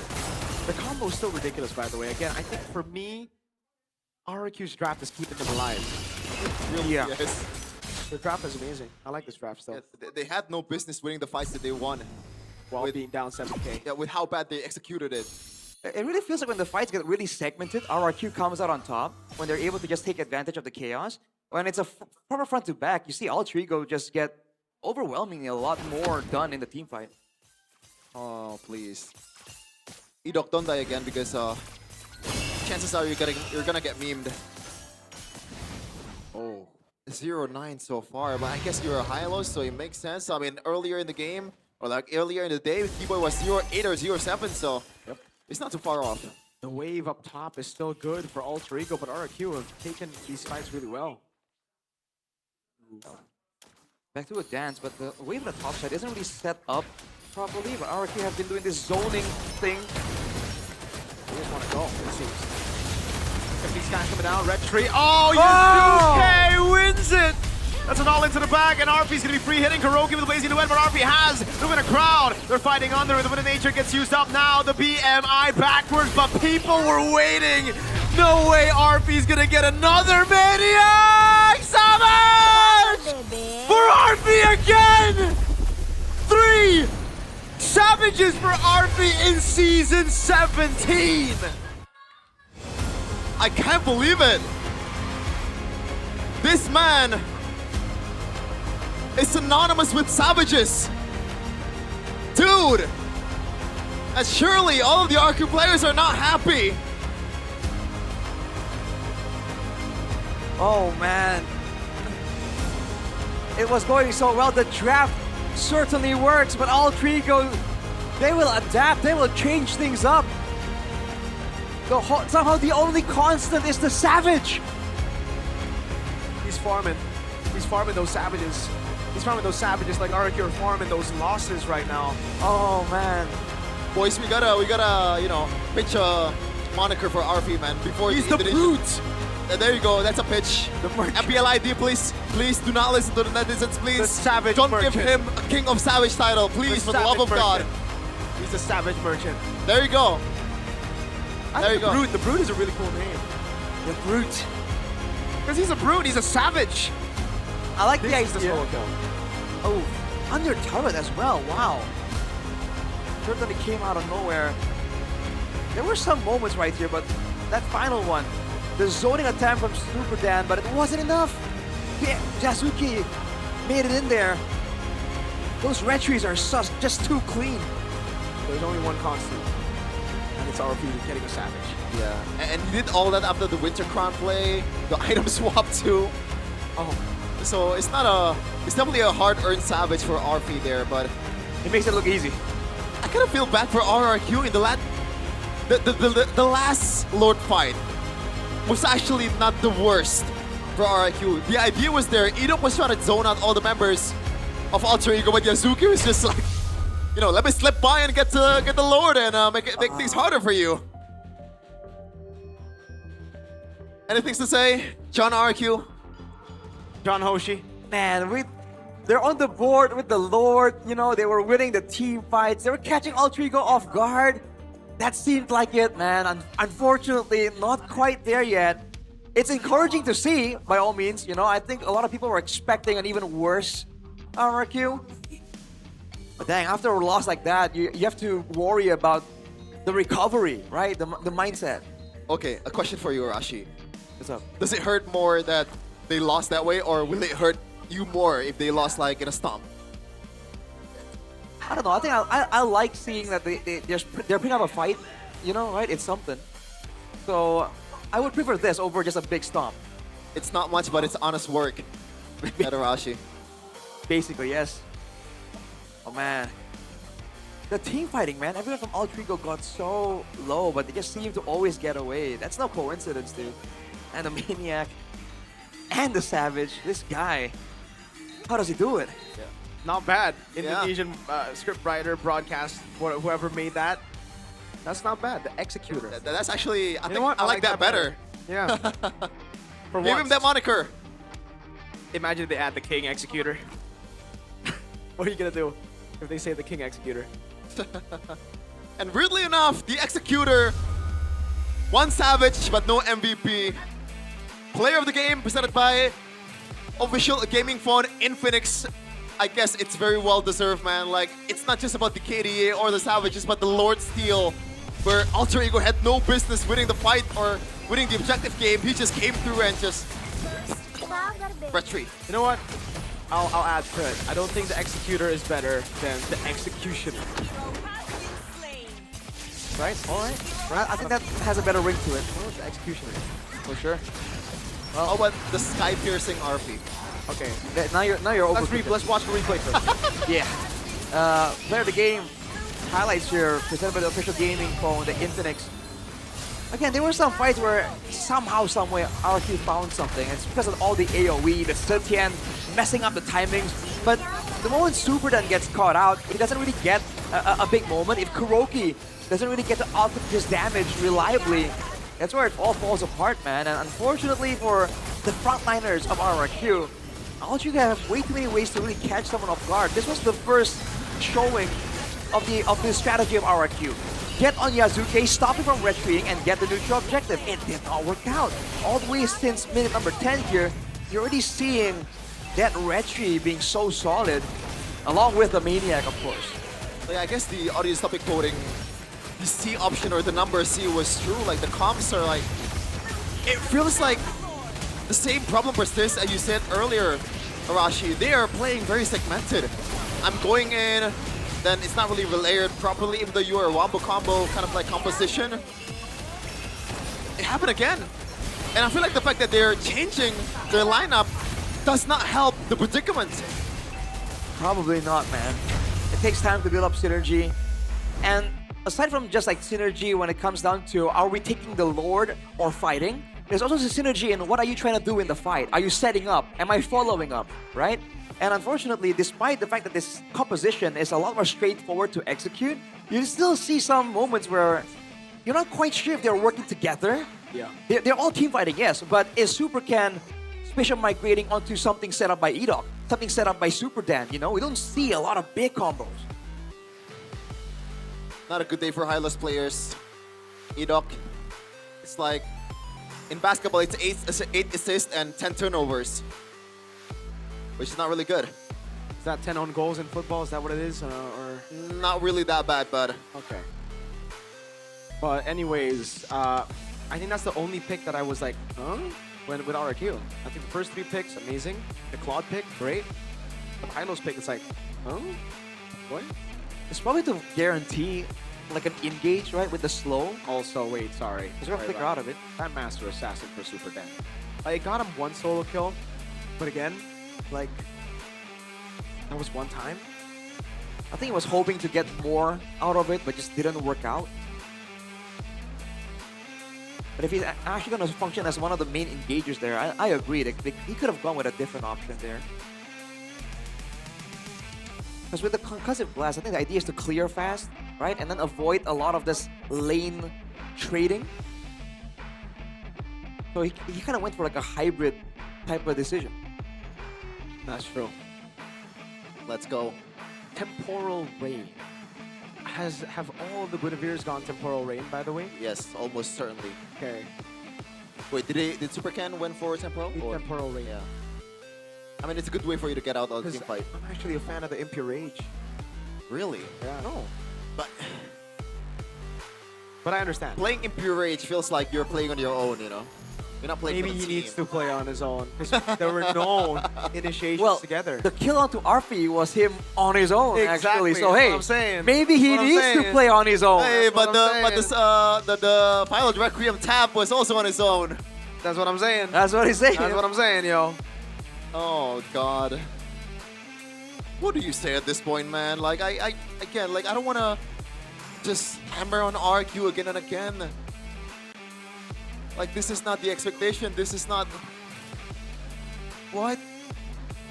Like back then, these are elite players with like. I mean, Super Dan, I'm sure, and with RQ Kaido is also really good as well. There's no way he passed the trial like being bad. He went up against some solid members, right? But the thing is, he's here to replace Dyron. So big name, especially with him performing it. Have you seen RQ Malaysia? Or Yes, seen of RQ course I Korea? have. Dyron, Oh man, that's the guy, bro. He's him, bro. he's him. Like that's why we really like seeing him play too. It's so dynamic. So it stands a reason why like Super Dan won't be able to just get up there that high immediately. But oh man, we surely wanted more for sure. Bang. Oh boy. So now that the team fighting, they went for the all-in. They doubled down on the team fighting, right? Big combos. Will they swing in the opposite direction for the next game? It's like they don't have any vision. It's like they're just going for whatever is in front of them. RQ right now. Like, dude, every time Guinevere has been picked in Season 17, in the game, we always like marvel at how good of a pick this is. Like, oh my God, he's always getting this guy. Oh, the combo is so good. But this game, like, Yeah. I'm not even an RQ fan. I'm just sad. And then there were many moments in that game where, you know, there was a random Vile Requiem and you're like, oh, and then there's a gang to Nino when the turtle was up. It's like, yeah, okay, you get that, but like, yeah. Missteps happen to everyone else, man. But like, if you're an RQ player, then you're gonna get flamed. Yeah. By a lot of people. The pressure for an MPL debut is here. The pressure for an MPL debut with RQ is, like, we can't even see it on camera. Yeah, thankfully they're sitting on a good chair there, Rashi. You know, because talking about performance is not just about what happens in game, just like RQ just now. Having a comfortable chair or setup plays, you know, play a huge role in how you perform. And that's where Todak Throne comes in. Look at this. So comfy, so beautiful. I wish I have one. Put it on your lower back, dude, that lumbar support. Yeah? It's so exaggerated on this chair, which is great. You really feel it. Swagger of a Todak gaming chair. Yeah, if you're curious to explore the full collection, head over to their website at www, you know, RQ players never heard that this season. .todak.id to browse the catalog and see the latest promotions. Because here it's not just about performance, it's about style coming together as one identity. That's also not. That's crazy. That's actually Cultured by Todak. Cultured by Todak. Did you remember M1 RQ just absolutely demolishing Todak back then? Yeah, they always destroy Todak, like in M4 as well, and in M3. Yeah, and now Todak is giving them support. Yeah. Pretty crazy. Crazy turn of events, man. You never know what's gonna happen. Yeah. As Professor KB puts it, life is like a wheel. Sometimes you're on top, sometimes you roll over to the bottom. Or vice versa. Yeah, when you're on the way to the bottom, there's a lot of stuff that can cheer you. And one of those is watching MPL live on stage. For those of you who consider yourself super fans of MPL teams or true lovers of the Mobile Legends Professional League, you also absolutely have to come and watch MPL Season 17 live at the MPL Arena. Experience the electrifying atmosphere of watching MPL together with other super fans. Plus, enjoy all the excitement. I sound excited, right? And giveaways you can get by attending in person. How do you buy the tickets? Just head over to id-mpl.com/ticket. Choose which match you want to watch. Like this, Navi versus Onyx. Not looking good for Navi, but who knows what's gonna happen. Leaf versus Dewa, that's a good match. Albert. That's pretty fun, actually. Yeah. A lot of what ifs. Yeah. Why do you sound like you're trying to force ASMR onto the listeners, though? That's what I'm trying to do. Why? Because I like SMR. Do you not like SMR, Rashi? Not from you. Not for him, Chefin. Yes. What is that? You never heard my proper SMR. Was that not it earlier? Wasn't that an inkling? It's showing a free trial. It's a fragment of my, potential. Ooh. Are we supposed to believe in potential now? Yeah. Pattern. Do you not believe in RQ's potential? I do. There you go. But you didn't predict RQ. I did. So Bro. RQ is that bad, and you trust the potential. You saw me, or like you heard me, my beautiful SMR voice. What the heck is this? And you don't trust me? Because that might be worse than RQ, my friend. I'm sorry. Whoa. Your ASMR. Is that a way to insult RQ? No, it's a way to insult you. Okay. What? What are you trying to what are you intentionally to put me in hot water, bro? Like, because I wanna. Should we remind the people who was RQ enemy number 1? What do you mean? I don't think I'm RQ's enemy number 1. Who's RQ enemy's number 1 right now? RQ enemy number 1. I gotta think about it. Yeah, wait, who is that? I think honestly to the kingdom it might be Eterna. On the desk, I guess. Yeah. I think if there is anything that's named RQ's number 1 kingdom, number 1 enemy, they should already be blipped out of existence by now. What? Blipped out of existence by now. Why? Because RQ is gonna like. I don't understand. What is this? I'm not following, but like, what is that? This is something new right here. I guess. At least we're all happy today. I mean, at least the football world is happy, right? Right? Everybody watches football. At least you're happy. Donnie? Oh my god. That was a loud laugh. It was very loud. Oh man, Donnie. You almost broke my eardrums. Oh, that's louder, bro. What the hell? How is my laugh getting louder and louder?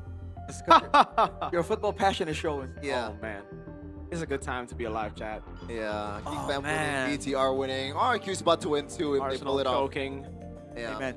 I mean, that's the usual. That's the normal, though. Is it safe to say that I'm happier with that result than, BTR winning? I can understand. I don't know. I don't follow I the can football understand. world. Oh my goodness. There's nothing I love more than this. So you can banter about anything, you can argue about anything, but there's always one thing you agree on if you're not an Arsenal fan, that you hate Arsenal. What do you think on Arsenal? No, okay, Hey, don't answer that. You need to you need to calm down. Don't answer that. Calma. Speaking of Calma, we need to get back in the game. Yeah. Come on, RQ. And in a way, Alter Ego has to calm down just a little bit, right? Because that was No. not a really good game from Alter Ego as well. Why would you want to calm down when you got a Savage? And the fact that Alter Ego was in a way stomping RQ with that display is like, damn. I agree, chatter. Football is saved. Yeah, I read the same Football chat. is safe. But it's not over yet. There has to be more chokes to come. What is that? That's the sound that I make when I get choked. Never want to hear that ever again. Yeah. Negative ASMR points. Well, should I open a channel of SMR? No. Maybe you can actually. Maybe there'll be people interested. Someone in the chat said even Arashi is speechless. Arashi, speak. On what? So you are speechless. He called it. And by the way, he called you Araishi, not Arashi. Yeah. Araishi? Yeah. What does that mean, weeb? Who's that? What does Araishi mean? I don't think it means anything. What does Arai mean? Arai. I don't think that sounds like Tagalog, bro. Pre? Really? I think I've heard an Arai in one of the sounds week like games that I Tagalog, played. Huh? Whoa. Kazuke, 150. 150 on that. During the retreats, he was calm, cool, collected though. Yeah. Alright. They seem to be having a good time. I mean, they came back from that weird game where they were winning in gold but losing some team fights. So yeah, definitely something to be happy about. So you have to worry about RRQ going to the next one for sure. Fun fact, Rashi, this might cheer you up because the last two matches the Alter Ego have played, I believe they won 0-1 in the first game, then they reverse sweep their opponent. Now this time around they're 1-0, and presumably there's not much pep talk going on the backstage. So if we follow the patterns, right? If we follow the patterns, this is gonna be an RRQ sweep, reverse sweep. Might be because there is no real pep talk from Professor X. Wouldn't there be a segment for a pep talk like before Game 3? Right? Usually we'll have something coming up. What do Either you mean? way, like let's get there first, okay? Let's not get ahead of ourselves. They have to focus on the game at hand, and RRQ seem like they're under pressure, but that's a given. Another guy said Araishi wants to cry, Arashi. Araishi, and he called you Araishi. This is another guy, not the same person. I see. It's spreading. Yeah, and shout out to Yazuke's father here, supporting his kid on the stage. Alter champs from Yazuke's village, Ewako. What does Ewako mean? I'm gonna search it right now. Hopefully that's not a slur or anything like that. Is that not the name of the village? Ewako, the meaning of Ewako. Oh, it's a Makassar kind of saying. It means brave or what's semangat berjuang? Or like Go on fighting and fight. spirit. Yeah, fighting spirit. There you go. Oh, that's a cool like slogan. Yeah, I like how that sounds too, right? It sounds fun to say. Ewako. E-W-A-K-O. Yeah, Ewako. It kind of like, you know, you can taste the word in a way. It's 3 syllables, you know. It's always good to make a 3-syllable chant. What's your favorite word, Arashi? Supercalifragilisticexpialidocious. That's a lot of word. That's a lot of letters. Yes, sir. Yeah. Gassing face for game number 2. Yup. Started by official gaming phone, Infinix. Yup. Dangerous grass. Oh boy. This used to be an EDOC map. I don't know. You turn back the clock. That's one thing. Hopefully, turn back the clock. Hopefully not turning back the clock too early in the season, because that's worse. All right, first pick. Jusin or Jusin? Wait, RQ have not gotten anything to trade? Something tells me this is gonna be okay. The Valentina is still open, so it's not gonna be a Sora, right? Exactly. That means they have nothing to trade it with. This is just a free Jusin. Unless they want to go. Born with talent. Oh, right, the Guinevere. But then the what? Pep Talk Meta Mirko from RQ this time. Okay, we'll see. Valen, is it a Valen or is it a CC again? Did it? Hey, run it back. Run it back. Sometimes, Don't fix it. yeah, Oh, but they don't have a Kalea. The biggest adjustment is not the strategical part; it's just locking in. But they don't have a Kalea. That's true. So I think it's gonna be Valentina. I think they changed it up. So Leomord what's Valen? yeah, Leomord Valen should be the case here. Don't really see any other picks being secured, and Arfi, like at this point, anything that he plays, he's gonna get a Savage. Yeah, I think that's the vibe that we're getting. It's almost like a constant. They're going to Valentina though. They're gonna go for a fighter in the jungle, maybe. Hold on. Cho. Now that's not gonna get a Savage. Are you sure? Hopefully that comment will not age well. Okay. Arashi? Dude, is it too far-fetched to say that Alter Ego is, in a way, underestimating RLQ a little bit? Yes.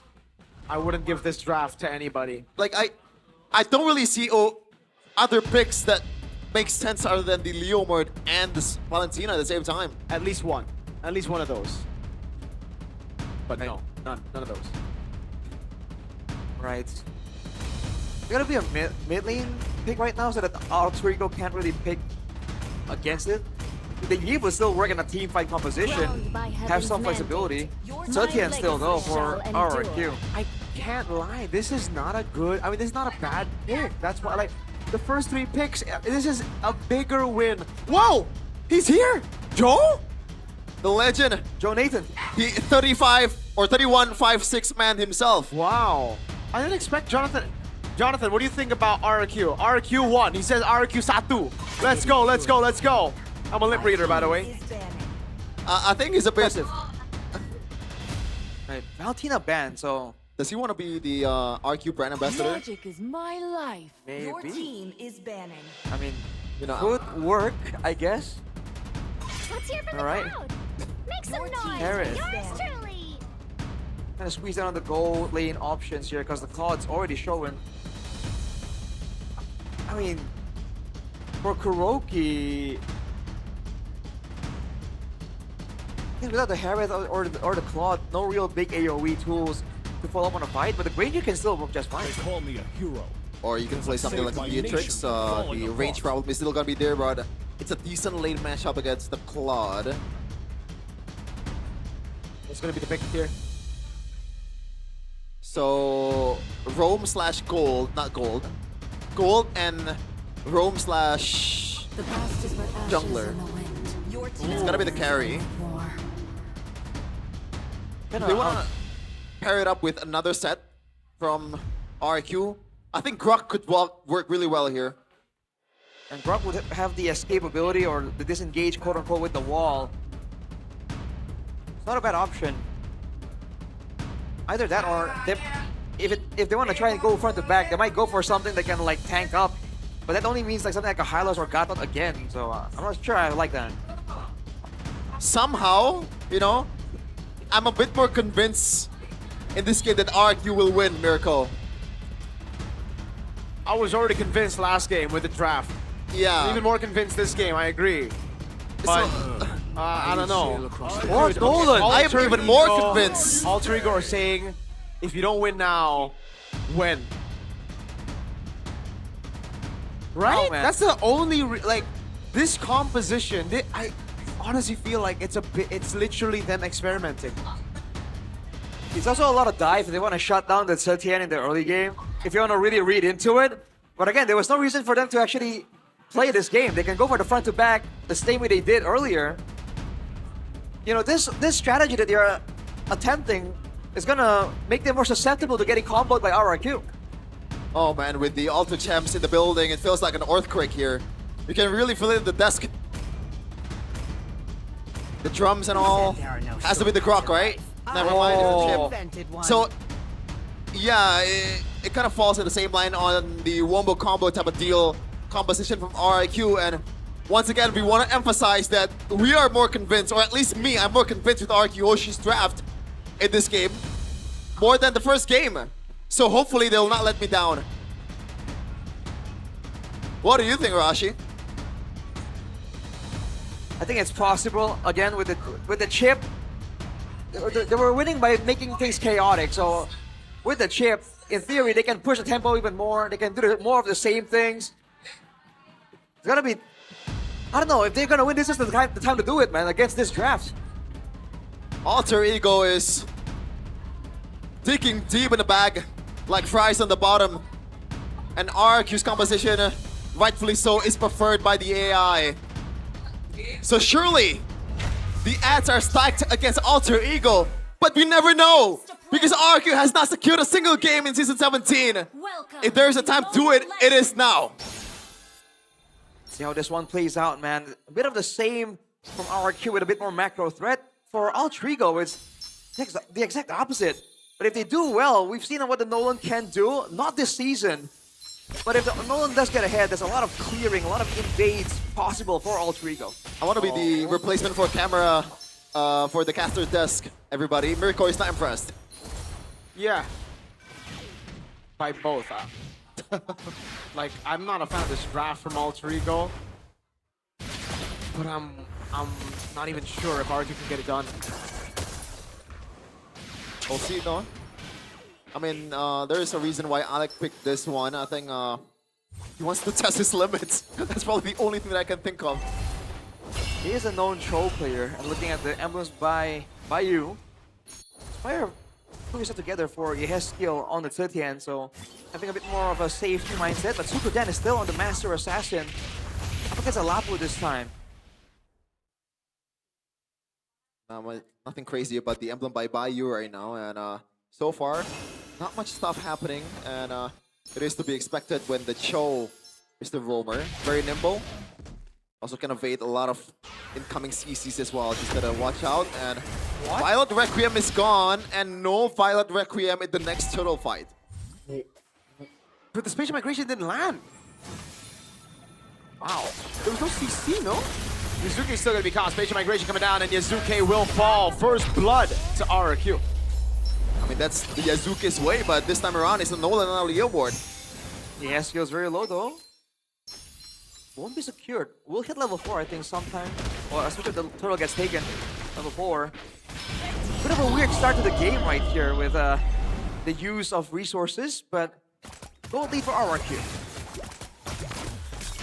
Yeah. What do you think about this carry pick towards the late game? Because again, it'll shred, but it's still very vulnerable, especially to Nino on the Lapu Lapu.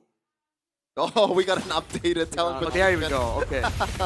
You gotta clarify. You are right now the Mr. Clarification, Arashi. I think the question is, what do you think, Arashi, about the carry? I think it's a bit risky in this game against Nolan and Lapu. It's gonna require a lot more synergy to really actually pull off. And considering that Altrigo have been the ones that more coordinated, Kuroki might find it difficult to do damage in the late game. They might really have to rely on the head skill more. Yeah. Point blank spatial migration miss there from Super Ken. Granted, the target was a show. Now Alec will go on towards the E-Dock, but he read that perfectly. Shortcut. A shortcut. They do a shortcut. Yeah, that's true. One of the shortcuts of all time. That's factual. Let's come up from it. Golden's being contested. And RQ going for it. Yeah, Blaze Direct coming down here. The Phoenix will lock him out, and that is a kill again for RRQ. Yazuka is still playing this hero like mentally he's on a Leo mode. I mean, he's just going in without protection, and they've seen the members of RRQ on the bottom lane, or near the bottom side of the map. I feel like he's really just not respecting it, and that's in line with the draft from Altrigo right now. Yep. They just seem like they're limit testing. I cannot wait for the winning / the losers interview. Like we gotta see, like we gotta actually ask, what the hell is Alter Ego thinking in this game? But there's one thing I know for sure. This is either experiment or pure disrespect. There's no way you think this draft is like serious. There's no way you think this draft is gonna win you a championship. You know, it's literally just a regular season game. They're thinking about it that way, I feel. And see, Altrigo are going to the top side when the turtle is up. So they won't even be around to contest a turtle. They're giving it up for free, and they're not even getting a trade. But I guess Super Dan thinks that something is up and backs away. Yeah, good read. It's the gold lead. The gold lead is only 1K. Still very much salvageable for Alter Ego, but bad news is there's not much AoE potential there from Alter Ego. Super Dan has used that. Crimson Peak coming down with a shortcut as well. They go all in, and Alter Ego decided to go all in with a chip around. I don't even want to comment on that. Rashi, take over. Well, the Kingdom is coming alive with the positive results thus far. 4-0. Again, Alter Ego is just playing in a very uncharacteristic fashion. Now Lino goes for a 1v1 though. Yep. Don't think he has enough damage to kill Super Dan right now. I think just a bit of poke, yeah. Yeah, just a bit of poke. Nolan's coming up though, so baiting Super Dan out. Now the all-in for Super Dan. Alex gonna come in. Good flicker out away from Alex. Finally some actual MLBB Pro scene kind of type of material there, but now Super Can. Okay. Baits out the Purify. No Purify, no flicker for Alter Ego. It was 1K earlier, Rashi, now 3K already for RIQ, so this is a solid lid to build on towards the late game. With the golden staff completed as well for Kuroki, damage staff, but they're going to be ramping up a bit more to make those shortcuts a bit more threatening. Right now, Alter Ego, again, either they're really just going on autopilot or they're just really concerned about the chip, but E-Dock hasn't really pulled off anything too surprising. Although now he's all the way in the back trying to find something. But Alter goes back on Super Dan. They just don't like him. Look at Alex. He's waiting for E-Dock to walk up. The 5 guys and Super Dan is just fighting. Yeah. But they know E-Dock can just rotate. That's the thing. I'm not even sure anymore. Like, this has to be a miserable game to analyze, Harashi. Well, there's not much to really read into right now. It's just what you see is what you get.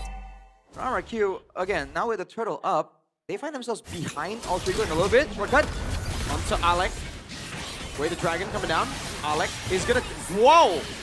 A Violet Requiem. Yazuka can't even kill Yehezkiel. And he's gonna be cooked here. Super Dan's gonna go to the skies. Never mind. Doesn't get it. Crash course, just that. And the turtle, perfect for RRQ.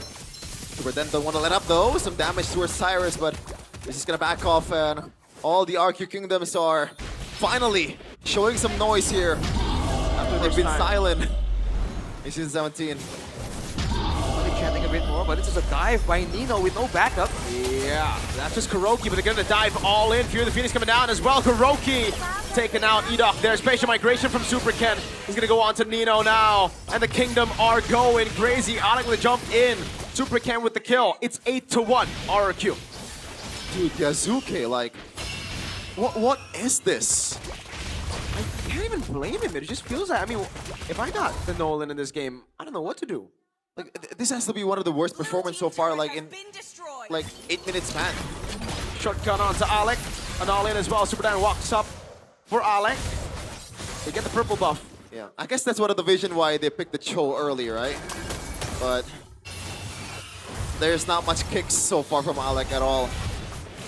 Not a lot of chances for him to go for it because the team hasn't really been spreading the map that well. They haven't really been pushing and controlling waves, right? They've been sticking as S5. Like they're trying to beat RRQ in a 5v5, but RRQ has the shortcut, and that's why they're getting a bit of a macro advantage.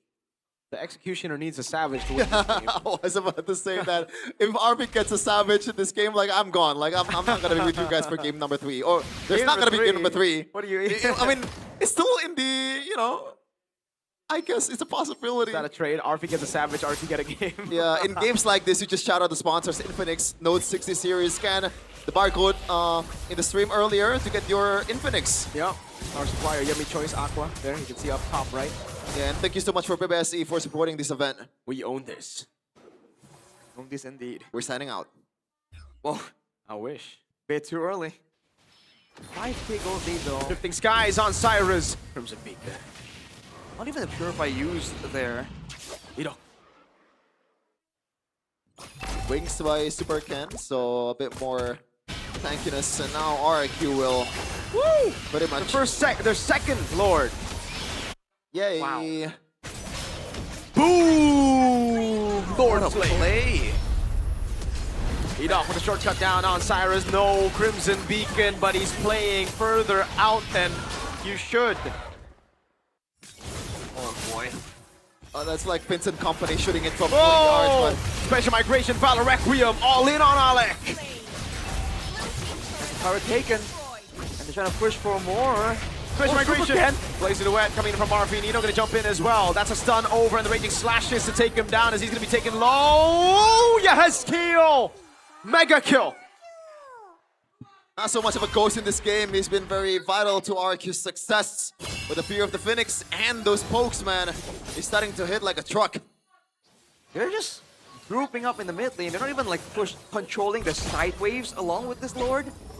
So, Trigo, quite easy. Cyrus though. Crimson Beacon is to watch the damage. At the Swift Trinity carry in the hands of Kuroki. And they still have the Lord. Yazuke though is still. Kumar. Kuroki knows. Kumar. He's gonna jump in. Fracture on Edok. Lord held down. No magic sentry. Or sorry, no defense. Okay, still gets popped. Never mind. My bad. Popped up top as well. All three pop. 11-2 on the kill count. 6.8k gold lead. RQ has secured 3 turtles so far and 1 Lord. Bye you. Well, you can see Arfi has finished his Swift Trinity, so there's a bit more team fighting available to Alter Ego, but look at this play. Didn't really end up with much, but the purple will be taken away by RRQ. Alter Ego not really contesting any of these buffs, and I guess at this point, it's difficult for them to try to do so.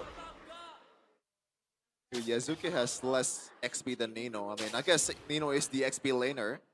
You know, it really falls in line. And don't forget to get your diamonds in Dunia Games. Scan in the barcode in the left side of your screen. Get free 3 gigs of quota with DG point. And you can use that to get special merchandise from Dunia Games. Make sure you take part in that deal. Right now, we're having an interesting game for sure. You know, at what point will Alter Ego even try and turn this around? They haven't really been trying to split the map and farm even to try and lower this gold deficit. Malefic Gun completed for Kuroki. I don't think there's an avenue for Alter Ego to come back from this occasion, man, unless RQ just RQ'd. you know. Alec is only a single Cho. Edok spots them out. Whoa! Requiem, Edok with a shortcut, but the BMI comes through. RP with the blaze to Purify. Super Dan goes into Shifting Skies. Bravest fighter to use. Kuroki! Oh, I thought it was going to be a fadeaway kill. But Alter Ego get away. Wow, good one from Alter Ego. They actually tried something, but didn't really get punished, even though Edok spotted them out, and also a good reaction time. This time, a very good Violet Requiem to evade the potential flicker. That's a purple take from RRQ. Kuroki got it. And now with most of the ultis down, this is going to be a free Lord for RRQ. There's a win of nature completed for RP though. Some ultimate potential for the next fight if RRQ wants to go for a proper 5v5. As the Kingdom celebrates the third turtle, or the third Lord of the season. A big moment for the Kingdom. Oh, Edok.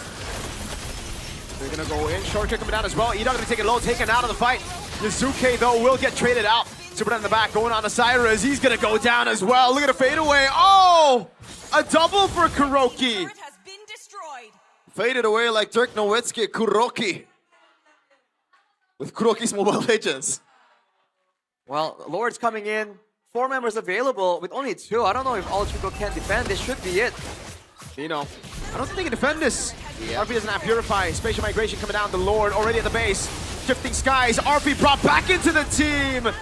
RRQ get their first game win in Season 17. Congratulations for RRQ. I just wish that it didn't have to be this way. Alter Ego, what are we doing right now? We would love to see it happen with like a proper game. Something closer akin to game number 1 even. But Alter Ego, they just went off the rails for game 2. Ooh. I mean, what is there to say? It's a crazy draft. It's a crazy result, I guess. Well, at least that's all you can say. The Kingdom got something to celebrate finally. I don't think the result is too crazy. The result is as expected as us showing up to work. But the draft, what? I really wish I was streaming right now.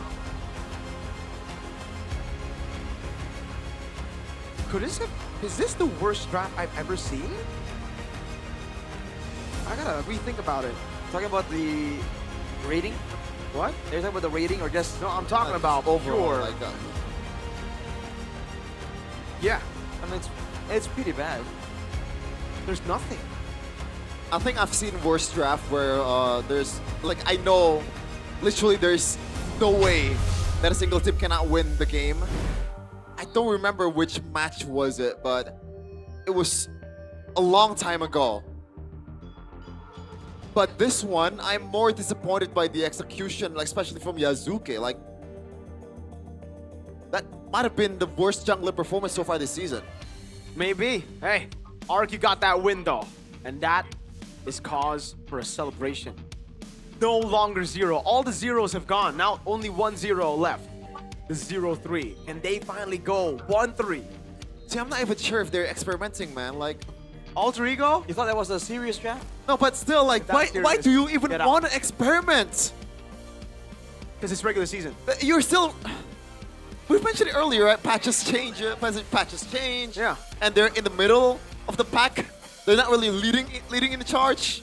Well, the most disrespectful answer is that they think they can win easily in the 3rd game. That's the most disrespectful answer. We are confusion, not I am confusion. Dude. Like, I don't even want to watch that game number 2. Like, I'd rather watch the entire 12 seasons of Paw Patrol. I don't even know what that is. What is that? And it's a complicated feeling, honestly. It's an amazing feeling for me.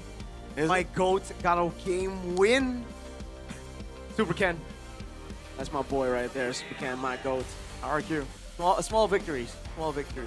Paw Patrol, Paw Patrol. Whenever you're in trouble, Paw Patrol. I just need to take a look at the crucial moment, Arashi. Paw Patrol. Let's see it. Let's see it. Alter Ego is in trouble. It's early on when Yazuke goes into the jungle unaccompanied, unsupported. And afterwards, it's just mainly the counter engages with the shortcut for RRQ. And under the turret, I guess with this composition, when you're ahead in gold, when Kuroki is left to farm solo, it's looking kind of difficult. Even here, when they use most of their ultimates to try and pick off Edok, he was a bit too tanky. The gold difference was just too much, so it resulted in a turnaround fight. Dude, I don't even think Edok is happy, bro. you look the expressions on his face earlier. Yeah, because I don't know how you could be happy, you know, because like right now, Team Still 0-3, a win is a win, obviously a game, but it takes 2, right? So he's looking at it like, we gotta win 1 more, guys. We can't just be happy with this win right here. Which I think is a great mindset. I think I'll be more surprised if the players of RRQ are like, yes, this means we're gonna win the match. You know, they're still looking for Alter Ego's changes in Game 3. I think that's the right mindset. But here are the highlights of Edok presented by the official gaming phone, Infinix. For the most part, the side laners are doing a great job avoiding ganks. And Edok doing chip things, although with a bit more crowd control, maybe it could have gone a bit smoother. Nonetheless, Edok has been very active around the map this game, and that kind of resulted in most of the tempo gaming from RRQ. Gotta give credit to Super Dan. I think this is one of the better matches that he played so far. Reads the ganks that Alter Ego trying to do that game earlier. That's true. You know, some good sets as well for the team. Amazing sense. Look at that. Strange migration, catching the Purify. That was worth it right there. The Fear of the Phoenix, again, it just disrupts team fight pacing for the most part. It's such a good way to just have safe ways of participating in the game. You don't have to go and move up and put yourself in danger to really help your team out. So it's a value ultimate. The Sitian is a good thing, depending on the circumstance, by all means. It's going to be such a boost in confidence for the rest of the team, though, right? Their first game win. RRQ! You gotta take it, man. Yeah. Game number 3, let's see it. What is it gonna hold? 0-4, everybody. Whoa, these are some crazy stats. Yeah. I think somewhere deep down, they still feel like they have a way to maybe win despite the composition, right? Because we were talking about statistics a lot today, and this is definitely one of those things that will skew the statistics quite extremely. For RRQ though, if they want to go at it at game number 3, I think there's some things like how they want to combo with the chip might need some work, some improvement. Solid game or solid performance so far in this series for Kuroki. I mean, can't really blame him on the first game on the Claude. Not much sets he has to create on his own in this game though. 7-1-3, pretty decent KDA. I think so far the change is decent to good for RRQ in the gold lane. Let's see if he can keep this up in game number 3, right? After a defeat like that, with this kind of draft, Alter Ego will definitely come back swinging, try and like dispel the doubts that have accrued from a game like this.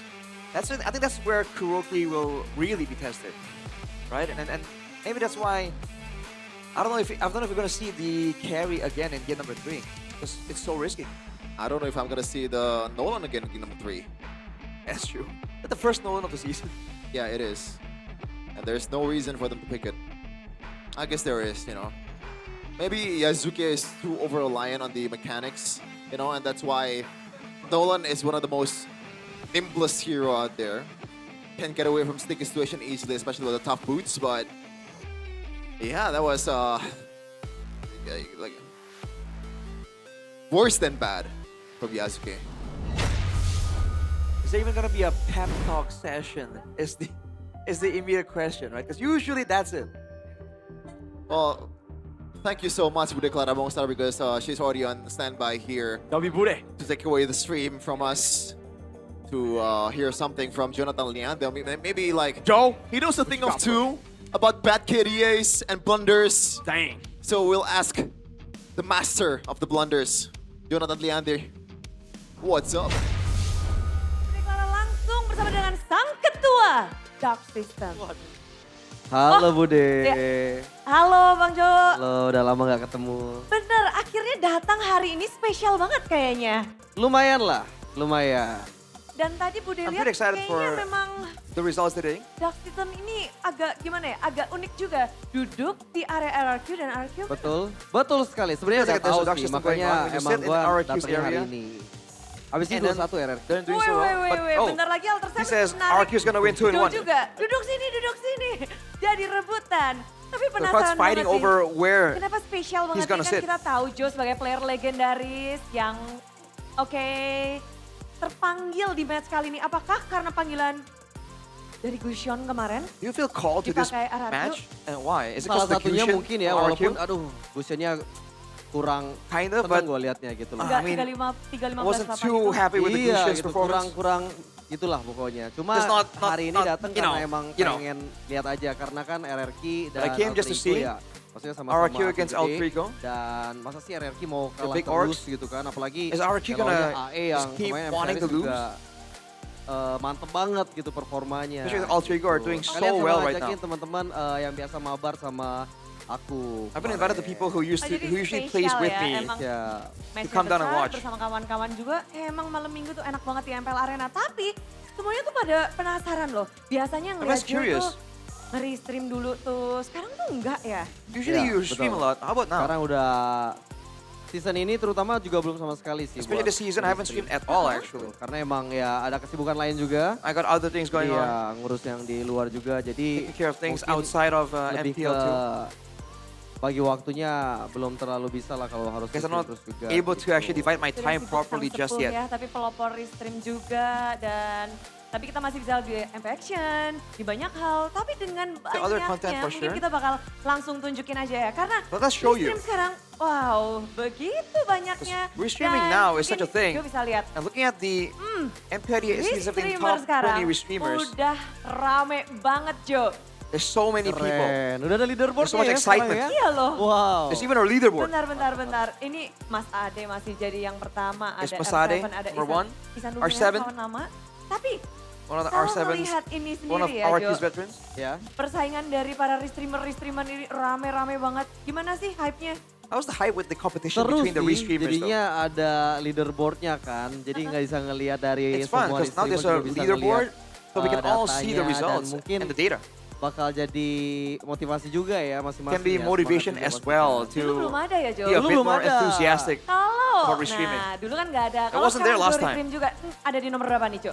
If you start Waduh, restreaming now, mungkin where would you be? Udah belasan lah ya, udah belasan lah. I don't ya, know, karena but maybe udah in the, lama kan gak restream kan. In the Ya, tens. paling masuk sini gantiin si chip 7 lah ya. My chip. Geser nomor 2. Nyenggol I would dikit move ya. over. Ya gue runner up boleh lah ya chip ya. Runner up. Move over chip 7. Tapi apakah ada terbawa nggak sih kayak wah pengen comeback juga nih, Or do pengen you wajahnya feel dipampang di sini juga called nih. to put your face Kalau on these comeback rankings nggak as well? tahu, ya lihat ntar. I don't know about Cuma coming back. We'll see. Sekarang lebih ke pengen nonton kalau misalnya termasuk di stream itu kalau emang lagi But sure, I wanna watch. cepet dan lagi mau aja gitu. I'll just restream when I feel like it, when I think that I really want to. Oke, match-matchnya. Tapi selalu ngeliatin dan nonton-nonton. But you always keep up and watch what Reaksinya happens. gimana ngeliat season 17? What's your reaction Ini to season langsung real 17? nih, langsung real reaction di sini. Real reaction right here. Lumayan sulit ditebak ya. Terutama Very unpredictable. juga, ya mungkin yang bisa ditebak Onyx ya masih dengan Maybe you can predict Onyx. konsistensinya. Very consistent. Terus walaupun ditambah dengan Kelra yang pasti bikin makin panas lagi. Even with jago Kelra, banget. there's a lot of sih. energy. Kayak But RRQ. Tadi Lord pertama itu juga, siapa bisa nebak RRQ baru Lord pertama di week ketiga ya? Well, who can gitu ya? expect RRQ getting their first Lord? Dan kemenangan pertama week juga. three. Yang pertama, walaupun mungkin belum menang 2-1 tapi They haven't won 2-1 just harusnya yet, but kan supposedly udah pernah di posisi player ya. they have Harusnya been itu jadi in the player's shoes. bahan bakar lah This could buat be mereka. the motivation, Momentum, the momentum. extra Harus bisa fuel dimanfaatin dengan that they baik. can Kalau use bisa to emang win the menang match dua out. ya lawan AE ya.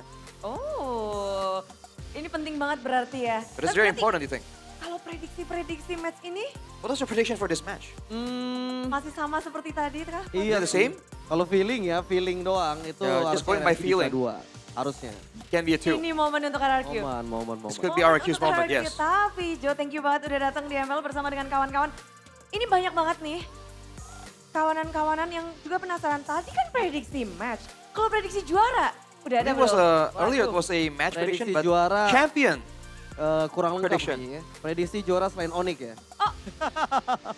You mean champion prediction Onyx except for ya Onyx? mungkin ya. Oke. Karena ya kalau That's Onyx probably itu kan Onyx. ya semua orang jawabnya Onyx ya. Because Berarti everyone ini would ya, answer grand Onyx finalist. for that question. Grand finalist iya. But how about grand finalist then? Agak susah ya karena semua tim sampai ke week ini juga kayaknya It's masih quite difficult because all belum teams up to this konsisten point banget in the week have been pretty consistent.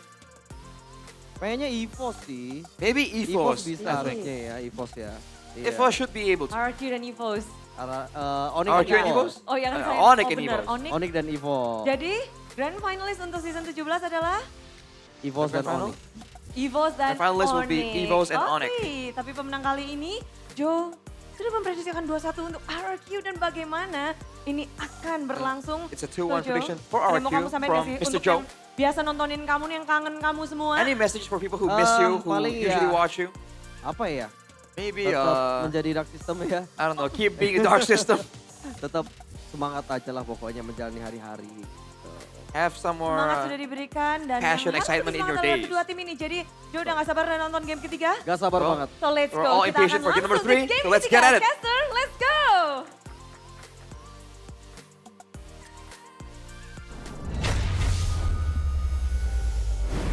Man, I thought Woody Clara was gonna cast the game, you know?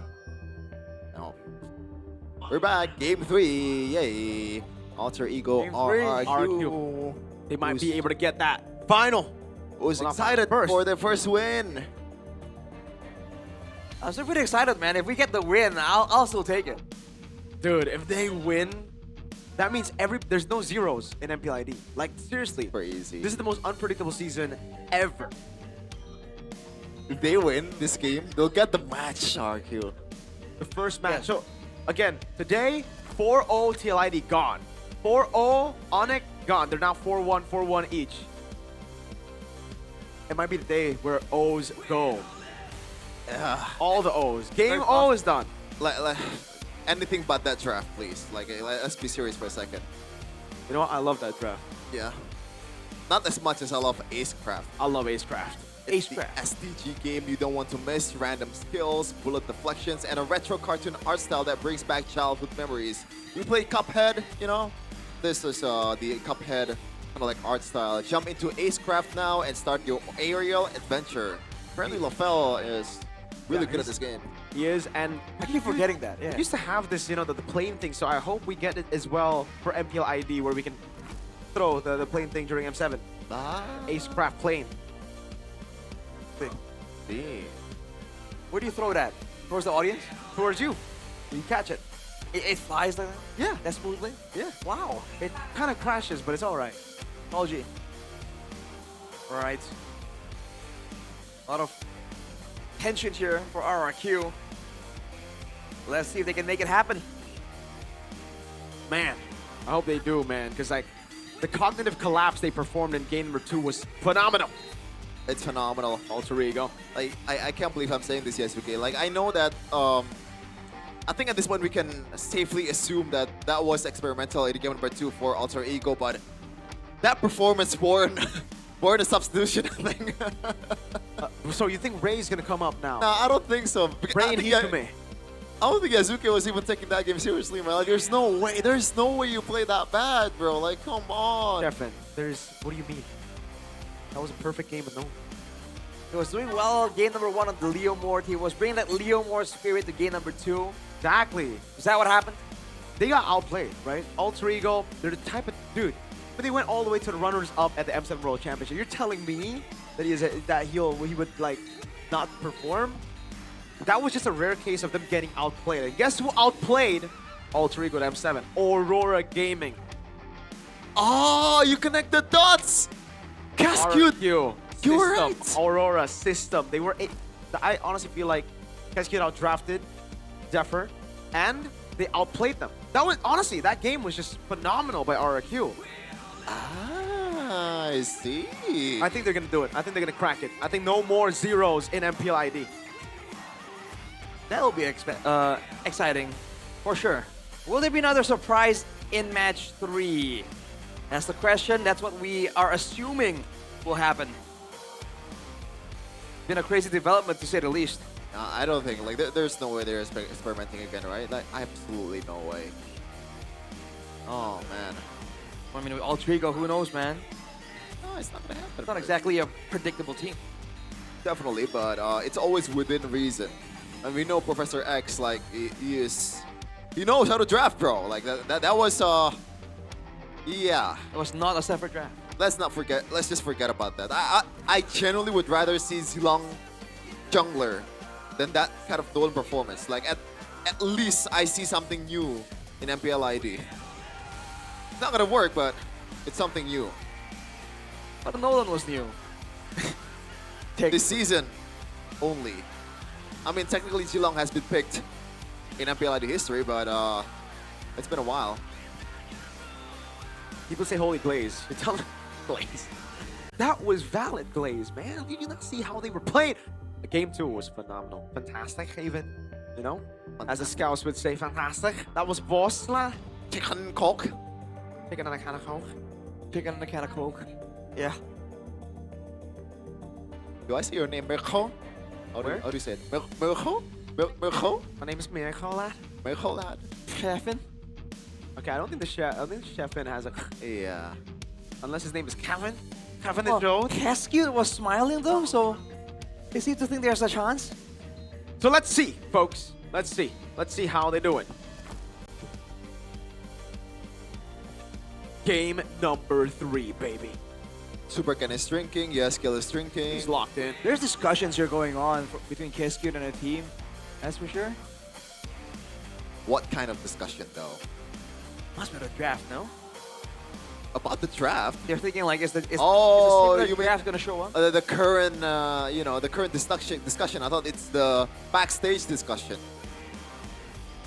Because that would be, I don't think there's anything to do with draft. Yeah. They're on stage though. Someone in the chat said Game 2 is a masterclass. I agree. Masterclass. Oh boy. I wonder if Altrigo are still going to risk that trade, right? Obviously, it's an amazing trade, the Guinevere, Sora for no Valentina, but I wonder if they're going to do it again in Game 3. Yeah, that part actually makes some sense. Just gotta say though, it was an amazing trade. Right. But then they didn't go for the Valentina, and they let RRQ ban it out second phase. Yep.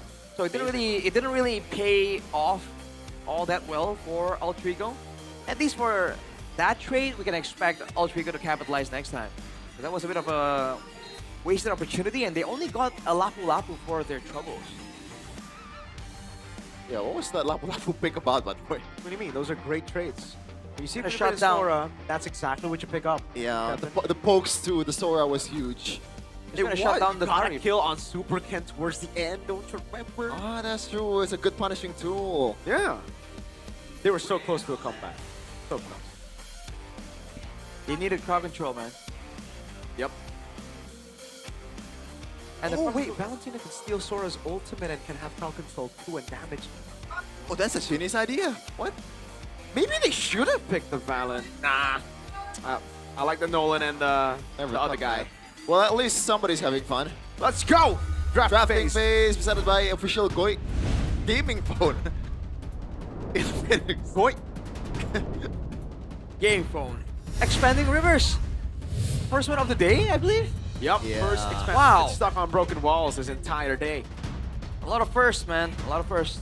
Expanding Rivers, and we're also expanding our vision in the draft, man. They banned the Chip, they banned the Marcel and the Baksha after that.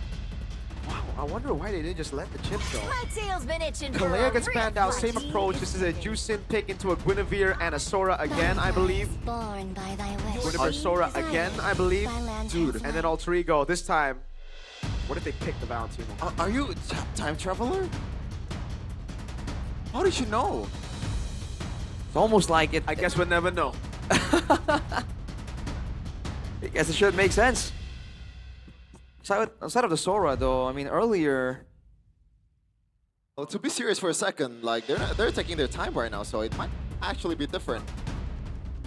You think they won't go for the Guinevere? Or they go for Guinevere but not Sora? I think the Guinevere is guaranteed. The Sora, though, is guaranteed as well. Come on, guys! What's the delay for, bro? Like the crimson lightning. Oh, there we go. Leomord and the glue. Chat. Well, we were talking Leomord Valentina. Leomord and the glue shows up now. It almost feels like this should have been somewhat the pick. Oh, Kevin. Game number 2. Is it the time for the Vexana to come in with against the glue? Honestly, with you having the Shifting Skies and Guinevere, not the worst playable. Of yeah, but you can also go for the safe choice, the Yve, I think. No? Yeah. More survivability, shielding, movement speeds, slows as well. It will be the Yve. No more surprises just yet. Now what though? Gold lane angle for Alter Ego, presumably. Because Kuroki has been quote-unquote highlighted throughout the day. Yep, they ban out the CC. The Valentina should come next. Because if not, then Alter Ego get a free Valentina. Alter Ego probably gonna ban a Harith. No, they don't need to actually. They don't have enough magic damage. Carry ban? How about the Yisun Shin? I think just carry.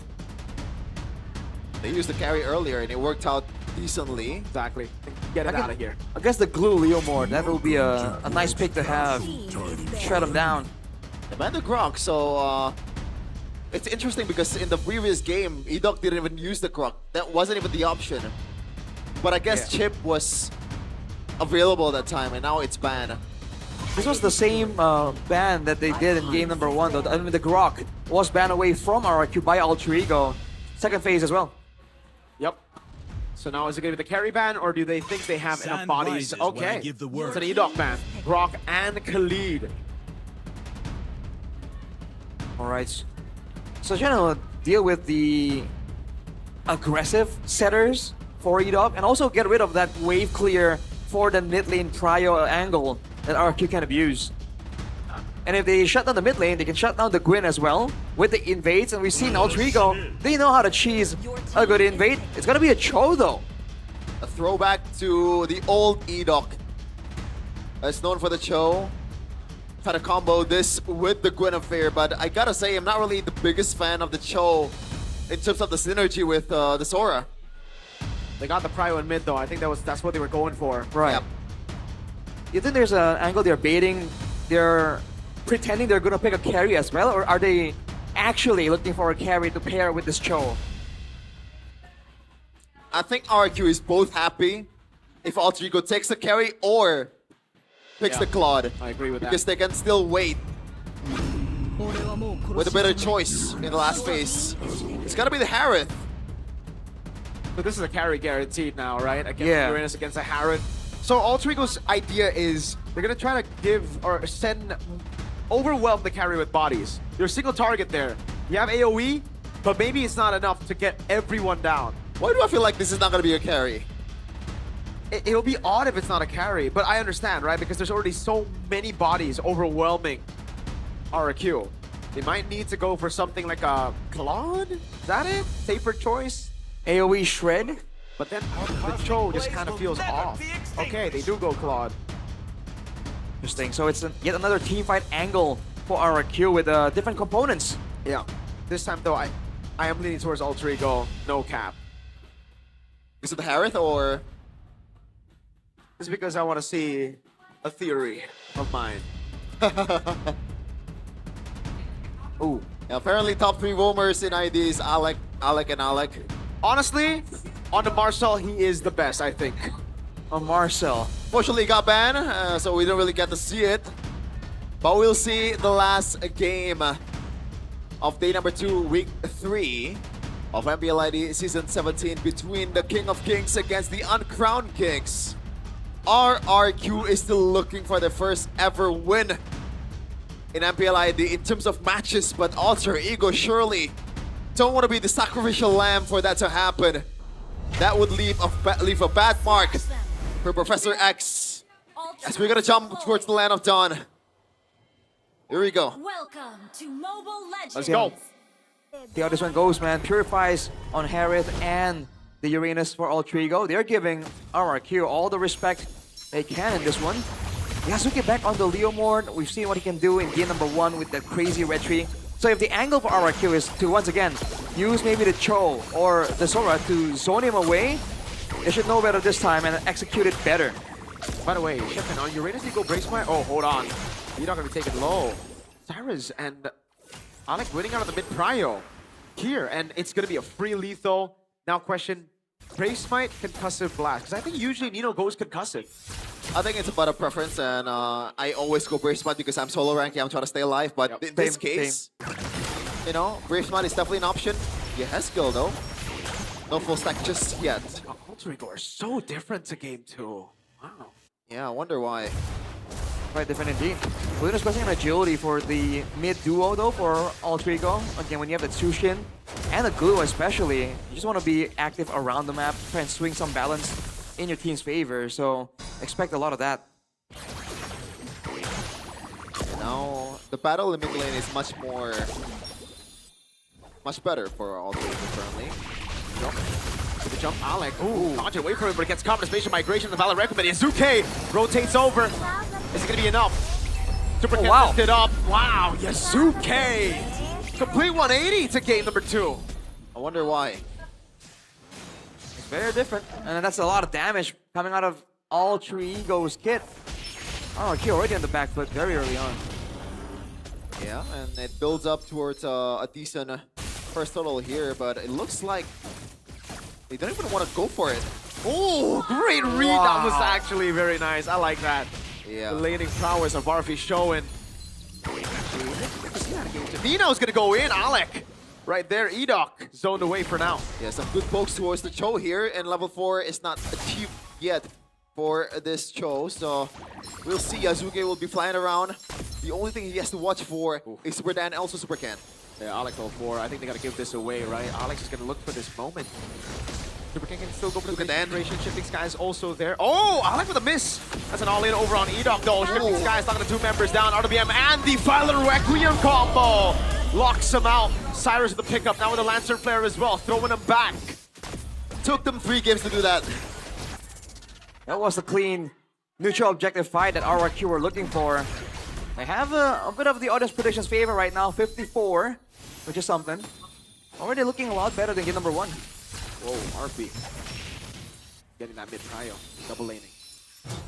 Yeah, so far, even though the total actually shifted towards RP just a little bit, just because Kuroki is taking some gold plating here. It looks like Altrigo will just concede on this Little Wonder, and this is the benefit of you having Guinevere, right? How much you own the map and also the bushes. And Kuroki so far has been handling this golden matchup quite well. Ida goes for it. Yep. The whole jump spatial migration as well. And used. Oh, Yasuke's not going to decide to go onto it. I think because Super Dan showed up mid. They're winning with the tempo. Edok styling spatial migration, but the red tree goes to Yasuke. Cyrus the Crimson Beacon now throwing him back, but the RWM is right there, and Cyrus is going to be caught. Has the flicker to get out. Yeah, unfortunately, Alec is not there to punish. Arfi goes in. Yep, Arfi against the boys. The flicker out already. Edok's going to be taken very low. Nino now rotating over. But I don't think they have enough damage to take anyone down. Cyrus still there. Yeah, Haskell should get away, and he does. On that fight though, he picks up the glowing wand, so there's going to be healing reduction. But the whole roster of Altrigo already in the jungle of RRQ. It's going to cost Super Ken his orange. Yep. RRQ is still holding on a pretty comfortable lead though in this early of a game, and Super Dan is just cutting this lane. Will be able to hold the bush much sooner than Altrigo players here. We'll see RQ can they actually capitalize on that. Keep in mind, Yasuke still has been beating Super Ken in the red tree battles technically for the buffs. So if RQ again want to go for the neutral objective, it can be a 50-50. They need definite crowd control onto Yasuke. Alec needs to go and get a mount down. That's the thing right now. Yasuke needs to come in late. If he gets CC'd by Edok or poked down by Haskell, that's going to be a problem. Thankfully, RP is not fully online just yet, but RQ still has a lot of pressure here. Alter Ego needs to back away just a little bit. For that, walking up the shifting skies, Yazuki the steed in the backline's going to all in over. Yazuki with the red tree now, with spatial migration, the Battle Requiem was used on Alec. Super Dad taken low, Nino walking up, zoning them in the backline. As Cyrus goes for the Crimson Beacon, lifts Kuroki up, and it's Arfi to pick up the kill. Nino with the cut as well. Edok gonna get away. Oh, he can't. Wait, Dragon saves him. Nino walks back up, gets the kill, and Alter Ego are back in the lead. Yeah, I said Alter Ego gotta back up, but you know what? Do whatever you want, Yazuki. If you get the red tree, you get the win. If it works, man. They didn't let RRQ get the gameplay that they want by forcing it onto them instead. So you're still Super Dan alone against 3 or 4 members of Alter Ego.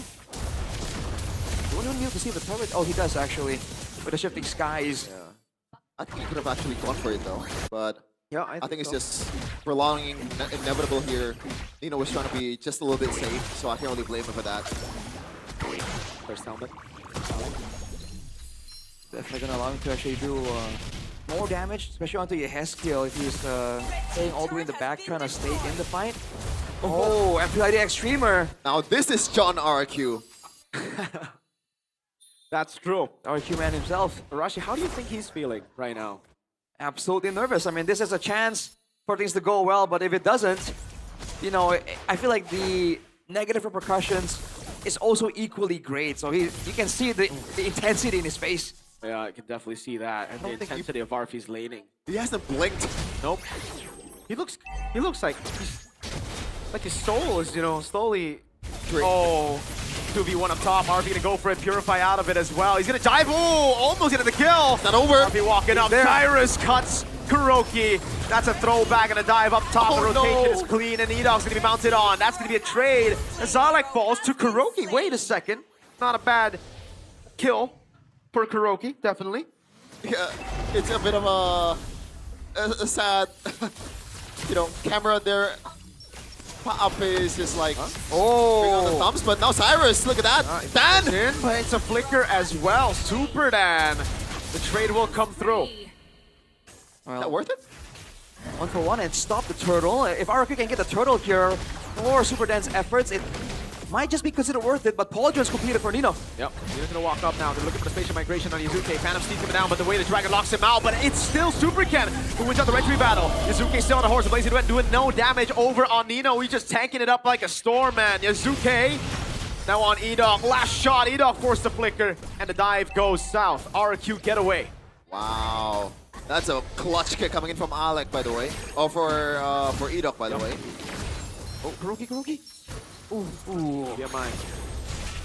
If there were more items on Kuroki, that fight really could have gone better for RRQ. Not really doing so hot overall right now, this Claude. No swing trinity just yet, only on a DHS so far. So RRQ can look forward to that later on. Now the gold lead shifted towards Alter Ego currently, and it's not really looking good with the scaling that they have, but I guess once again RQ's combos are just insane. Arfi playing super aggressively, but I like trying to discover for him just a little bit. Yeah. With the brute force build for Yazuki though, there's gonna be less of a window for RRQ to go for that red tree play with the Way of the Dragon or the Valid Requiem. So that's something that they need to kind of take note of. Ideally, they really should be getting a kill or two before, because otherwise they're stuck using all their flickers defensively like we saw earlier. Not ideal. Against though. Consecration pop. Survives it. Super Dan. They're gonna go for it.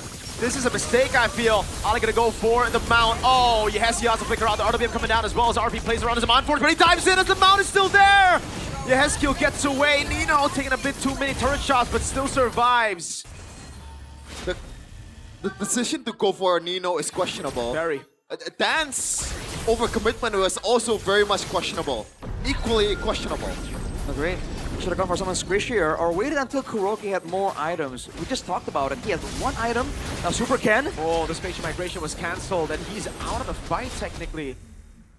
Thankfully the load is about to come up. I think Super Ken has enough time to heal up just a little bit to scout around this vicinity. And Alter Ego does not want to bite just yet. Even though they have 3k gold lead, they're just going to drag it down to their advantage. Wait, can they burst this? I mean, Super Ken's still quite far away. He's spotted in the mid lane. Super Dan. They're committing. Yep, spatial migration. Oh whip. no. Oh. That's big info. No spatial migration, no gap closer. Kuroki. That's free. Kuroki jumps into the lazy whip, but RP is still there with the sustain as Kuroki jumps back around. Free Lord to Alter Ego. So was that Super Ken just completely conceding on the Lord? That's my assumption, right? Because there's no way you use a spatial migration to try to kill in that occasion unless you want to get some value out of it. They're just be trying to get a trade of something, if anything at all. You know, if they're trying to concede anyways. Oh, Definitely not needed. That's not the target, man. Slam Ooh. fast, and oh, what a combo! Purify out though. That's Yazuke caught, brought back under the turret, and he's gonna die as well. RRQ looking for the play now. Nino backing away. Okay, he has the flicker. He got out. Yeah, some questionable decisions over and over again by these two teams, but we'll see though. Who's gonna make less mistakes as the game goes on? Bit of a dive there with the Lord in play. So Alter Ego not really displaying their usual patience. Just with that moment, RRQ are able to clear the Lord out and still hang on to their mid turret even. So small victories and the gold lead still hovers around 1 or 2,000. This might be Punisher. Yeah, this is the spatial migration though. Edok! Able to find side. Oh! He gets away for a bit. The Violent Requiem gets you Super King with the spatial migration back in again. The RWM stops them in their tracks. And they can't go for more. Wave gonna be cleared though. Man. Alright, the pickoff gameplay is coming through right now, especially with the Swift Trinity completed for Kuroki. That's for sure. There's a lot of threat available. That gives Alter Ego something more to think about as time goes on. They're definitely working to try and find something or to avoid fights before the big neutral objective. See what I told you guys? Like, you shouldn't experiment. I agree with you. Don't think it was an experiment though. I think it was them going all out last game, 100%. If that's the all-out, I'm very disappointed, but Edok's looking to get another kick here. I don't know if Nino is the right target, but... With the Swift Trinity, there is a possibility they're able to get him regardless. No Wishing Lantern on... Yes, go. Whoa! Cyrus gets caught again with Pilot Valor Requiem. The all-in the back is Zuke jumping for Banner Steve, win a crown. All ready for Super Ken, able to survive, but look at the damage! What? I did not expect them to out-damage. Oh! Look at Nino though. You know, you talk about Kelma dodging the feathered airstrike, he's dodging an RWM. What? Whoa! That's not very super. What? I guess he thought Alter Ego has backed away. Oh, Purify. To repeat what I said in the previous RQ match, that was not a very super, that was subpar. Lord is up now, no jungler. Yeah, Edok gonna be taken low. Oh, he's gonna be taken down with the Chrono Dash, and also Yasuke, who gets back on the mount. The Lord is back up. Alter Ego, full control over this Lord. Again, this objective. It seems RRQ are going back to the 0 Lords, Arashi. Yeah, forced to concede this for sure, man. That's a second Lord for Alter Ego. RRQ. Oh boy. They hit the power spikes. They got a Wishing Lantern on the Yasuke as well. Super Ken though. Yeah. No, don't think they're gonna go on this one. RP's so aggressive with the Zaman for it's almost like every time it's up. Same as with Yazuke, right? The Steed? I think it's the whole team. You see earlier, Cyrus is it's exactly like usually the bus checks, being super aggressive. Like, oh, Roki! Oh my goodness! What? That was beautiful. That was amazing. Out of nowhere, who thinks to do that? Walks into the jungle solo. That could have easily been another moment where we're like, what happened? Oh, that was so clean. He found Arfi. Let's go, Kuroki. And so far, Arfi hasn't gotten a death yet until that time. Kuroki just... Maybe you should save the ultimate sometimes, you know? Yeah. Maybe just a bit. That's a good idea. I'm not sure if they'll follow you. That's a good answer, good response. Ooh, damn, that was hype though. Kuroki's MLBB is looking good. Yeah, he's in the zone. Arashi. In the zone. That's for sure. He has to keep it up for a bit longer though if they really want to try and get a winning formation. Definitely need to be a bit careful about walking into bushes, especially without backup. Even if you're a Cho or or a Guinevere, it's still gonna be very difficult to get out once you get kind of stuck in the midst of Alter Ego. So not much goal lead right now. I think real-time victory rate is actually supposed to be a bit more leaning towards... Like, RQ should have a bit more than this. Yes, the turrets are not there, but the gold is not really that far off. Huh. Taking into account the scaling... Oh, Visual Migration onto the wall there. Yesco is the one with the purple, so they're relying on him to be a damage dealer. Again, with the Wishing Lantern, Divine Glaive, he will do damage. Ooh. I hope Cyrus learns from his mistakes, man, because getting killed, the first guy getting killed from Alter Ego's composition is really not a good look. You know, and you rocket the flicker too. Just see things unfold first. See where everyone, especially Edok and Supercan, is first. Then you actually play. Yep. Especially because he's the only one on the team without a... Well, not the only one, but he doesn't have a Purify. So he is like the target for RRQ. He shouldn't be showing at all, I feel like, unless it's somewhere far behind Nino. Or Yasuke. Winter Crown for Kuroki, so for outplay potential here, so... And the damage cannot go through from Harith, right? And now Nino's gonna be the target. I don't think that's the right target. He's already baited out the Battle Requiem. But as a Marcos and the Steed as well, again, Alter Ego very happy to trade these ultimates. Yeah, Lotus going to come out though. I think all the ultimates will be cycling out for both teams. The Edok! Wait, the Dragon, but it's onto Alec. He's able to flicker out, shifting skies! Purify out though. RP running away with his Mind Force, pops him with the crown. Is blazing the way from Kuroki, and he goes for Ender as well. RP able to escape now. Yasuke comes in for the Steed. RP still able to cut away. How is he still alive? RP in the back, just kiting everybody. Yasuke cleaning house in. RRQ's backline, Alter Ego, shades of M7. And the waves are coming through in the bottom lane. Alter Ego laid out the red carpet towards victory.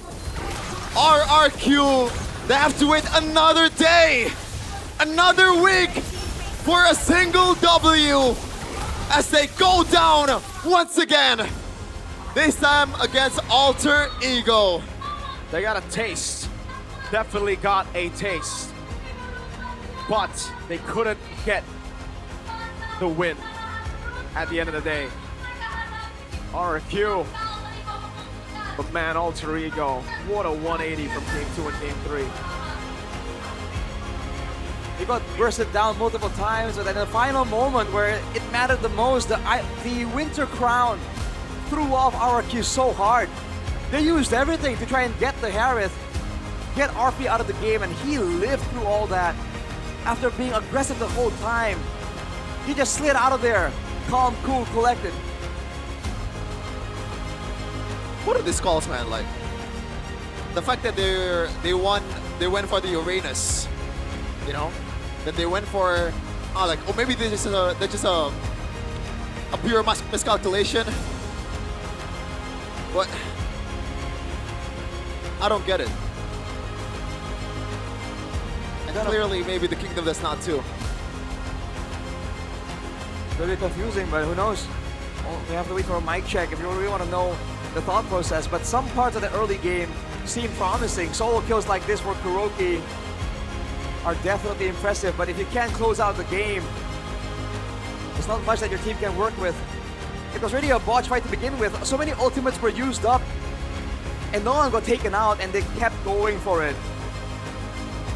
Like even then, Supercan, the Violent Requiem was used for Nino.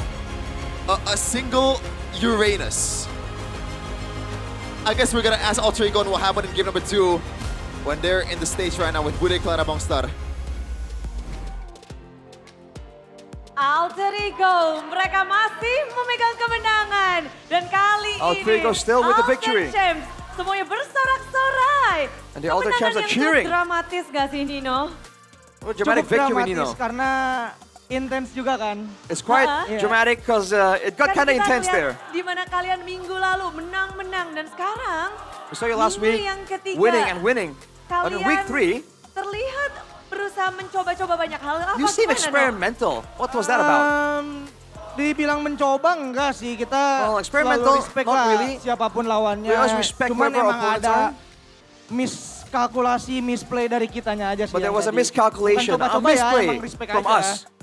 We do Oke. respect. Selalu respect dan tapi Budi penasaran.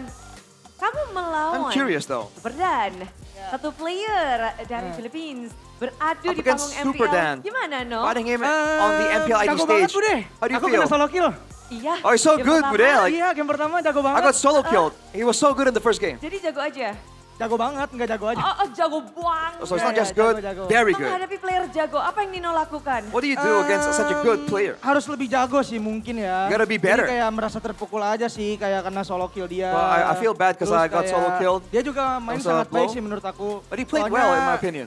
Initiate pakai ulti kanannya bisa dibilang bagus sih. Because he keeps initiating with like good Inisiasi yang dia ultimates. lakukan ya. Iya, inisiasinya.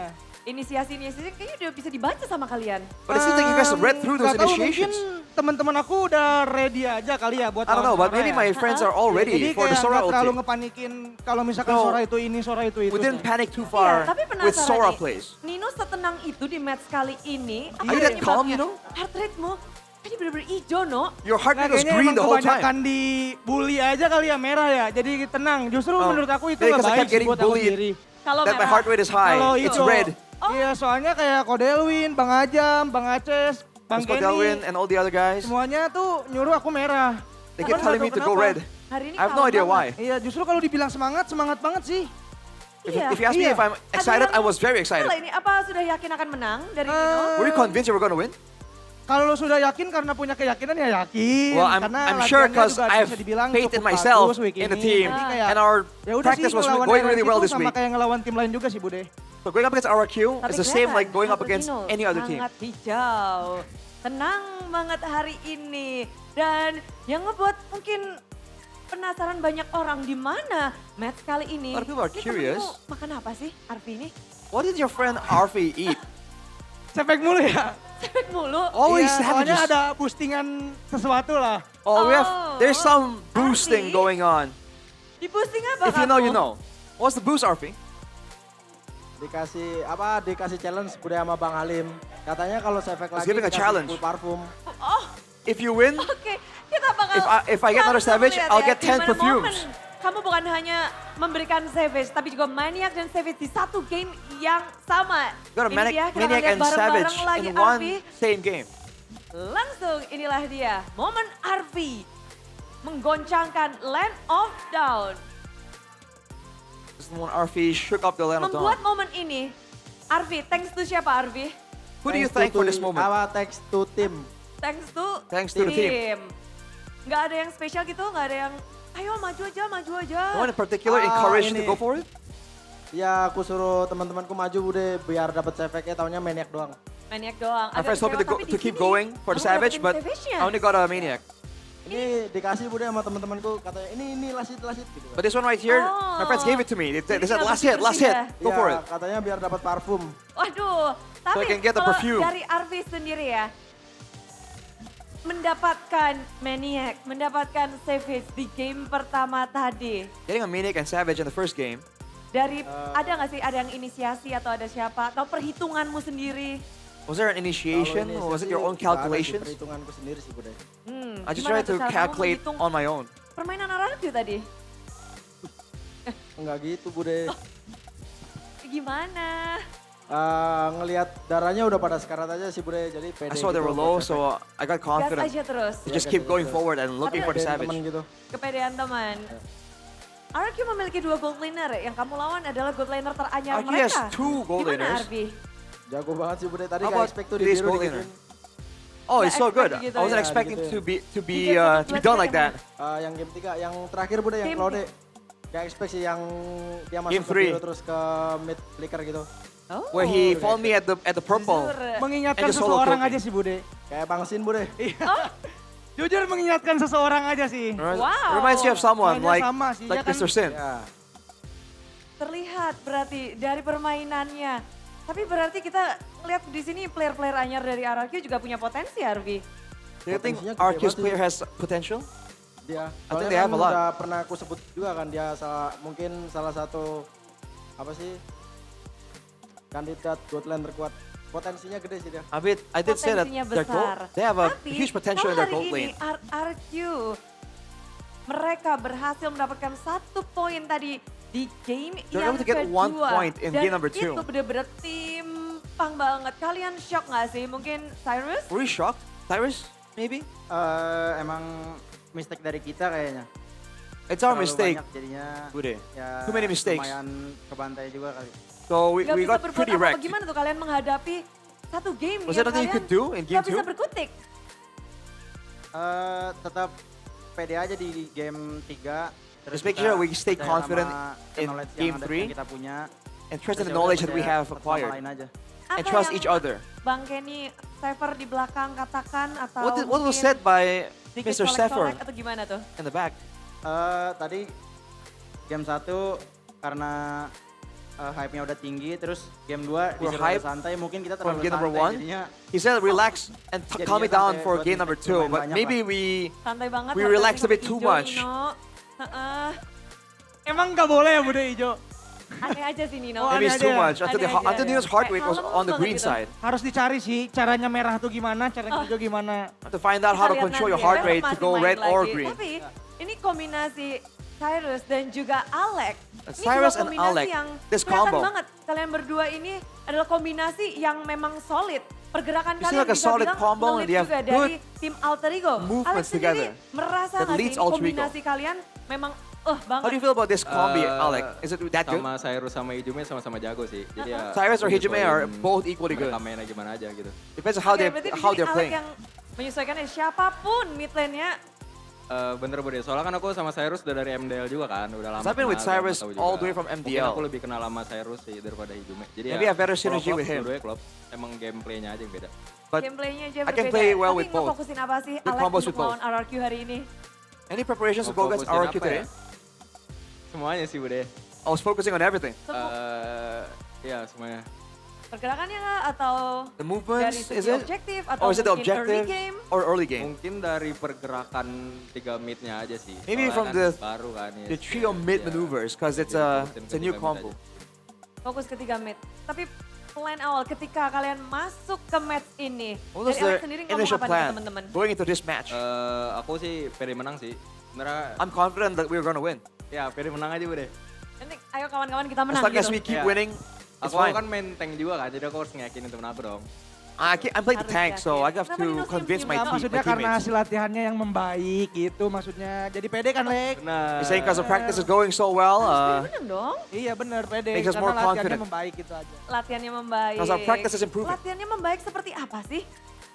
What does that mean? Ayo, Practice kasih tahu improving. dong. Can you tell us? menang terus Bude scrimnya. We keep winning in scrims. Wangi lah mungkin. Bohong. Kalah terus kita. Oh, lies. Karena lebih Nino said it's sering lies. We've been losing. Mulu sama Bang Kenny. We keep losing and we keep getting Kemarin scolded. tuh kalian belajar dan menghasilkan kemenangan hari ini. So from the scolding, Tapi spesial nih ya. we improved and like got the victory. Halo. Halo Yasuke. Yasuke, hari ini support sistemmu kayaknya datang dari jauh-jauh ya. Your support system for today Yeah, came datang from dia. so far away. Datang. Datang dari mana Yasuke? Where did it come from? rame tuh. Datang dari Makassar. They came from Datang dari Makassar. Makassar hari ini, khusus untuk match ini atau besok juga nih? Is this for the match Untuk or besok juga sih. for tomorrow as Untuk well? besok juga. Apakah itu boost Tomorrow mental as well. sendiri untuk Yasuke? Atau grogi? Does it make you Malah nervous? jadi mental boost sih. No, it Jadinya gives me a nggak mental mau boost. Dia sampai sia-sia datang. I don't want to make them Nggak waste mau their sampai trip here. sia-sia datang dan nge-push untuk Yasuke-nya lebih baik lagi. Tapi Yasuke hari ini, ada satu hero yang baru debut. It's a new hero that debuted Nolan today. muncul mendadak. Nolan came out of nowhere. Ini kita sempat lihat sih beberapa season lalu, tapi We saw it a couple seasons back, but kenapa nih? why Nolan? Muncul?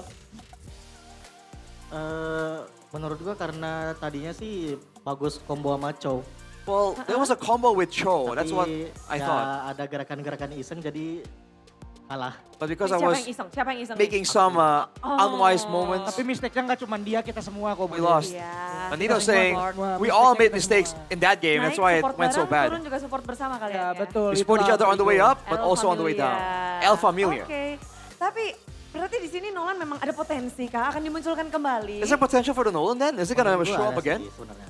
Ada sih. Apakah I kamu think so. tertarik juga mengeluarkan hero unik ketika minggu lalu kita ngeliat ada You're Gusion gonna bring out muncul. the unique heroes because we saw the Gusion last Sebenarnya week as banyak well. hero lagi sih yang bisa gua pakai, cuman belum keluar aja. I actually have a lot of heroes that I could Keluar use, but it just aja. hasn't shown up yet. Dan hari ini momen dimana ada support system juga. Mau kamu menyampaikan sesuatu nggak sih untuk keluarga, Do you have support any system, messages dan for your support system, your family from Makassar? In Makassar, it is fine as well. The Makassar language. Bahasa Indo aja. Boleh. Indonesian will do. Mungkin terima kasih banyak udah datang jauh-jauh gitu. Thank you for coming all the way here. Walaupun di sini sebenarnya ada pekerjaan. Even though this is, nyempetin datang. there were jobs in the way, but they just came. Terima kasih lah. Thank you very much. Oke. Tentu semuanya terus mendukung dan apalagi di sini juga selain dari keluarga yang jauh-jauh ada Alter Champs juga yang turut pula menyaksikan bagaimana Alter Ego Alter Champs terus has melangkah seen mengukir sejarah Alter Ego is dan Arfi stepping pun forward, juga making mendapatkan history. sesuatu ternyata. Arfi got something as well. Oke, so Arfi sudah menjadi top 1 Savage di MPL ID. Wow, top 1 Savage in MPL ID. What? Di bawah, That's crazy. ada di bawah Arfi, ada di bawah wajah Arfi. Arfi, wajahmu menjadi top 1 sekarang Arfi. Your face is top 1 right now. Oke, kamu udah mengantongi 5 Savage. Padahal baru You've had berapa season kamu ya Arfi 5 ya? Savages, and you're Baru here for bentar how ya? many seasons? Hasn't been that long. 2,5 season. 2.5 Tapi udah seasons. ngegas gitu loh, kenapa? Iya kalah aku Bude, aku berapa season di Gotland. You know, it's like, yeah, my bad, Bude, I'm not good enough. He's overtaken me, and I've been here for a long time. Dapat Savage lawan RRQ dulu. Berapa kali pernah dapat Savage? Tuh aku lupa lagi Bude, gak tahu saking... 1 katanya tuh, 1. Apparently, Nino only has 1 Savage. Pengen ngomong sesuatu cuman jangan dah Bude. Enggak He wants to say something, but never mind, doesn't want to. Oke, kasih tahu besok ya, karena besok akan masih bermain lagi. Tapi Arfi sebagai pemegang top Savage di MPL Indonesia. As a top Savage holder in MPL ID. Kenapa Arfi bisa semudah itu mendapatkan Savage? Is it that simple? Skypiercer, oke, Skypiercer adalah It's all kunci because of the untuk Arfi. Skypiercer, Itu Bude. sama tim. The Skypiercer and Sama the team. Pokoknya bikinlah Skypiercer. So make the Skypiercer if you want the Bikin aja. Savage. Tapi di tangan Arfi aja atau semua, Is it only for semuanya Arfi boleh or bikin? everyone can make it? Semuanya Can build boleh it? bikin. Semuanya boleh bikin boleh. Everyone can build it. Asalkan But Ngekill. as long as you get kills. nge-kill. Benar, kalau nggak ngekill mending dijual. If you don't get kills, might as well sell it. Mending dijual. Oke. Tapi besok masih main lagi. Kepengen dapat Savage lagi nggak Arfi? You wanna get a Savage again tomorrow? Mood tim Bude. Depends on my team's mood. Masih mereka masih pengen parfum, boleh lah kasih. If they still want the Oke, perfume, kalau like Nino, sure. Nino pengen nggak besok nih kita lihat Alter Ego di sini lagi kah? Atau karena lawan kalian adalah kuda hitam juga di MPL Indonesia? Apa ya, pengen ada di sini lagi sih Bude. Yang pasti kita bakal main lebih baik dibanding hari ini aja. I'm gonna be here again and we're gonna play Main better lebih than we baik did today for hari sure. Ini. Namun Alter Champs, inilah dia permainan yang sempat membuat dak-dik-dukser. Boleh kita ingat, ada Maniac dan juga Savage yang didapatkan oleh Alter Ego. So, sambutlah kemenangan dari Alter Ego!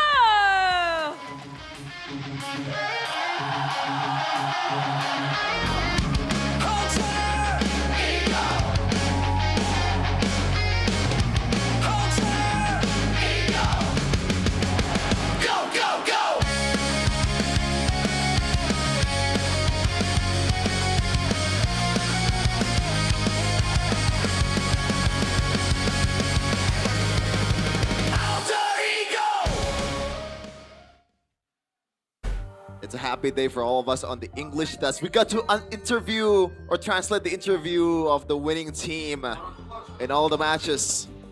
Man, love that. Love that. This dude. Well, shall we address the elephant in the room? What can I say, man? What can I say?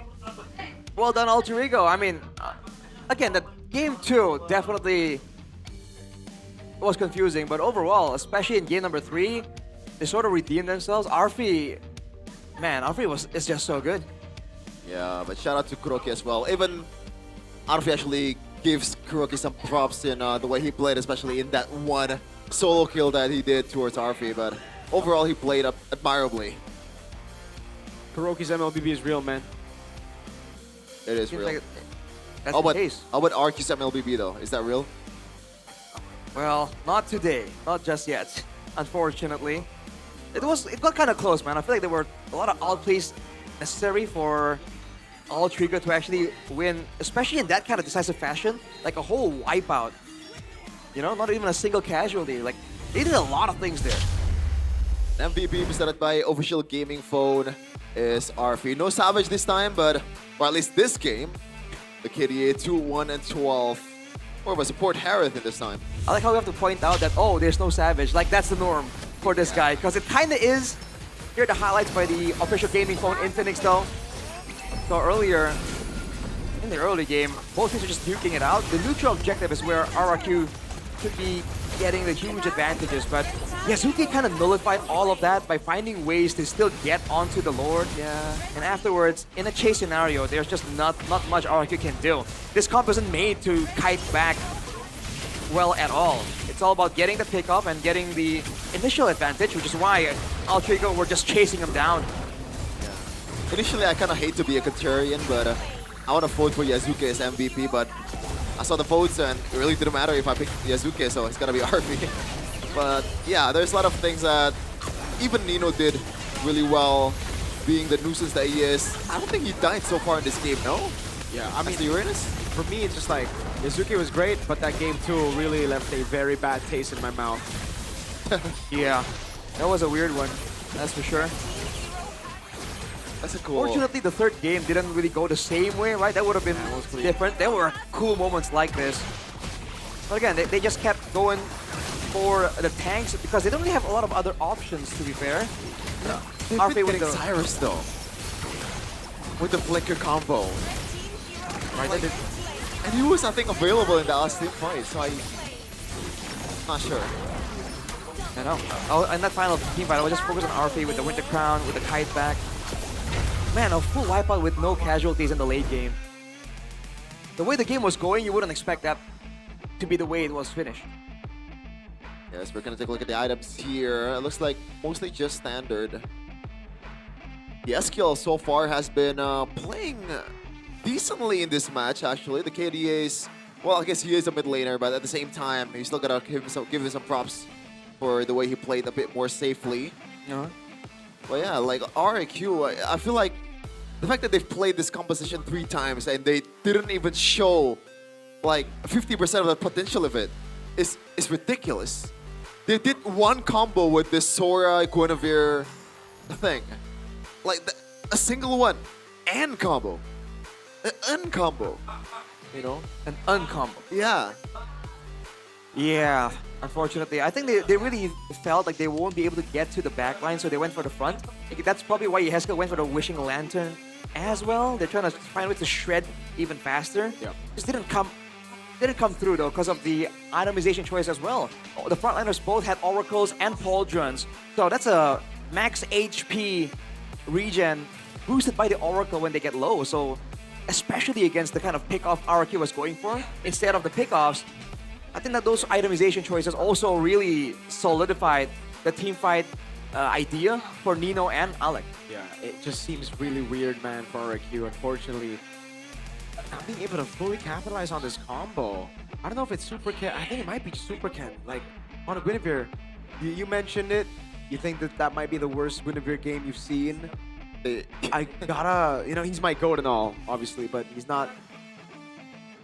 I still criticize him, right? He's not performing like the GOAT.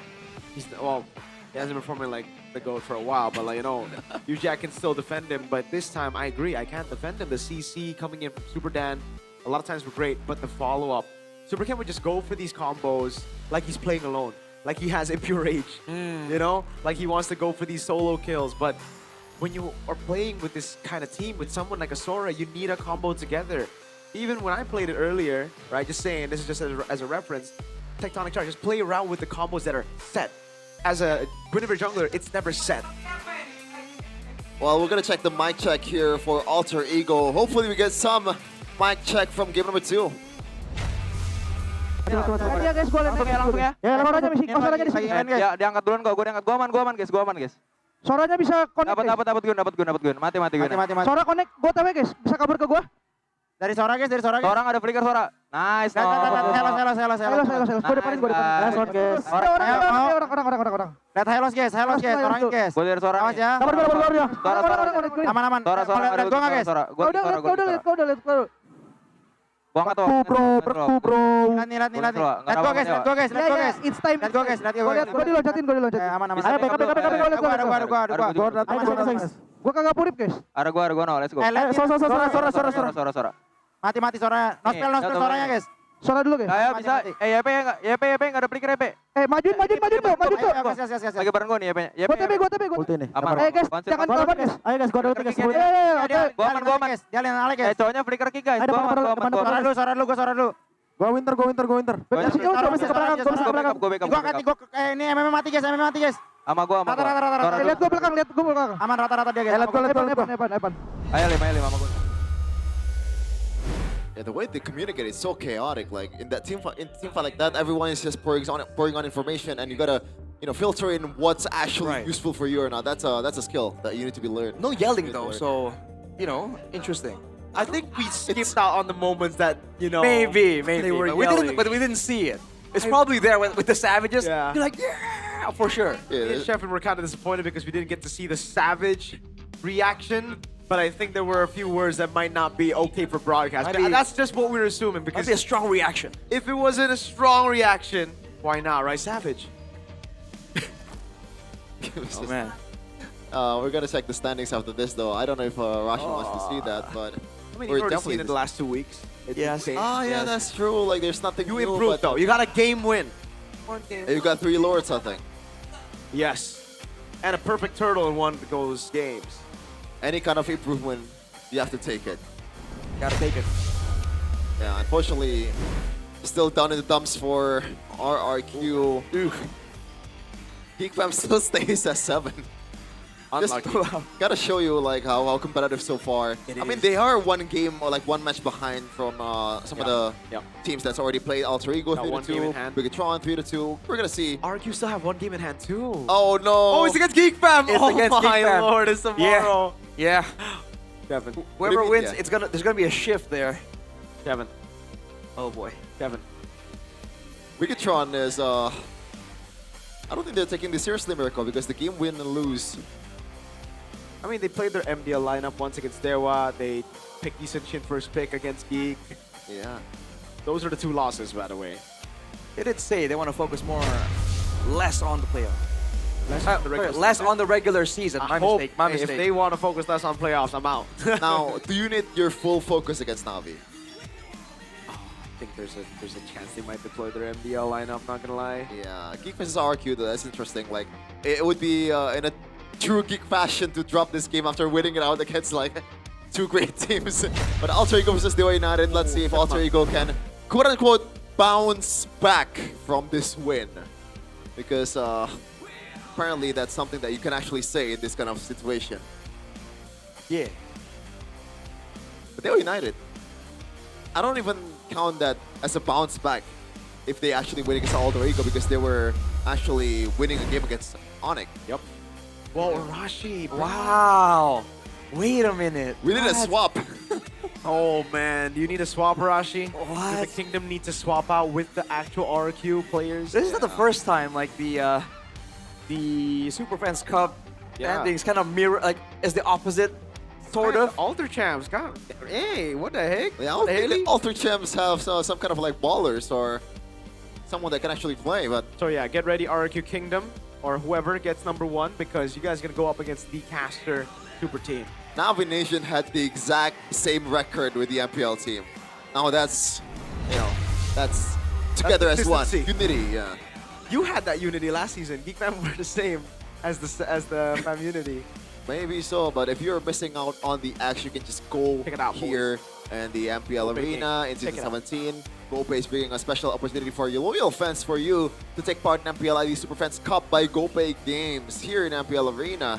In this event, Rashi, fans can compete with each other, So even if you feel like you got left out as a fan, right? You can only watch. Nah, not really. You can still represent your team here exclusively in MPL Arena. And if you're an RQ fan, that's one way to, you know. Oh my lord, this guy just doesn't. He doesn't stop. I'm not even. You're having a good time, huh? Brother, You can't. No. Save it. Save it. offering a solution for the heartbreak. No. Everyone watching understands what you're doing. You're beating the dead kings. Shame on you, Sheffield. Usually it would be beating on a dead horse, but the Yeah, horses are number two. Yeah, the logo, not quite with the saying. Yeah. I guess with that, what an amazing day today. That match amazing. 2 was amazing. Mirko, Chef, and Arashi shining up for another MPL Indonesia Season 17 action. MPL Indonesia Season 17. We own this. Bye-bye. See you tomorrow.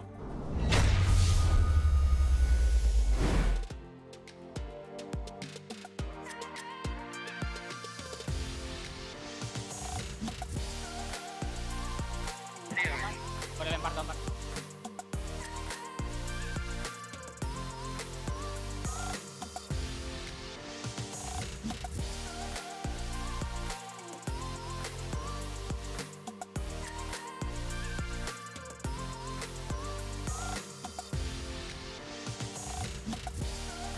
Hari yang kedua di minggu yang ketiga telah berakhir. Dan kita melihat banyak sekali terjadi di hari ini. Bagaimana tidak, win streak dari Onyx terpecahkan. Lalu kita juga melihat bahwa akhirnya RRQ juga memenangkan 1 game untuk setelah 2 minggu puasa kemenangan game. Namun untuk kemenangan pun RRQ masih belum berhasil. Di sisi lain tim Alter Ego mereka mengantongi kembali dengan RV. Mendapatkan Maniac dan juga Savage-nya. Membuat dia menjadi top 1 dari top Savage di MPL Indonesia. Banyak hal sudah terjadi dan tentu semua ini begitu meriah karena dukungan kalian para super fans dan juga para sponsor dan partner. Karena MPL Indonesia Season 17 powered by Moonton, supported by PBSI, presented by official gaming phone Infinix, lalu official e-wallet GoPay, official gaming chair Todak, dan partner ini sports ada Garnier, Bayu, Dunia Games, GamesMax, OnePlay. Dan ditambah dengan supplier ada IndiHome, Indomaret, Yummy Choice, dan juga Aqua. Hari yang kedua banyak sekali yang terjadi. Kita melihat bagaimana setiap tim mulai berkembang di minggu ini. Mereka masih memiliki api yang tak bisa dipadamkan. Dan bagaimana perjuangan mereka kembali di hari yang ketiga minggu ini.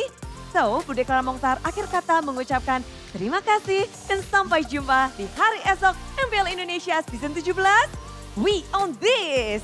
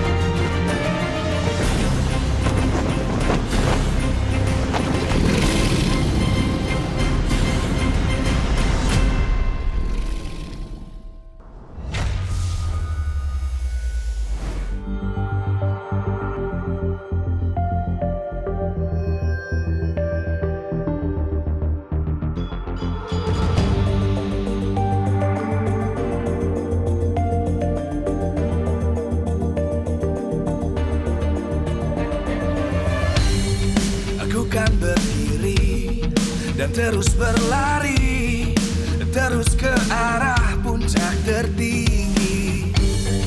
Ku takkan berhenti, hanya sampai di sini. Kemenangan abadi menang.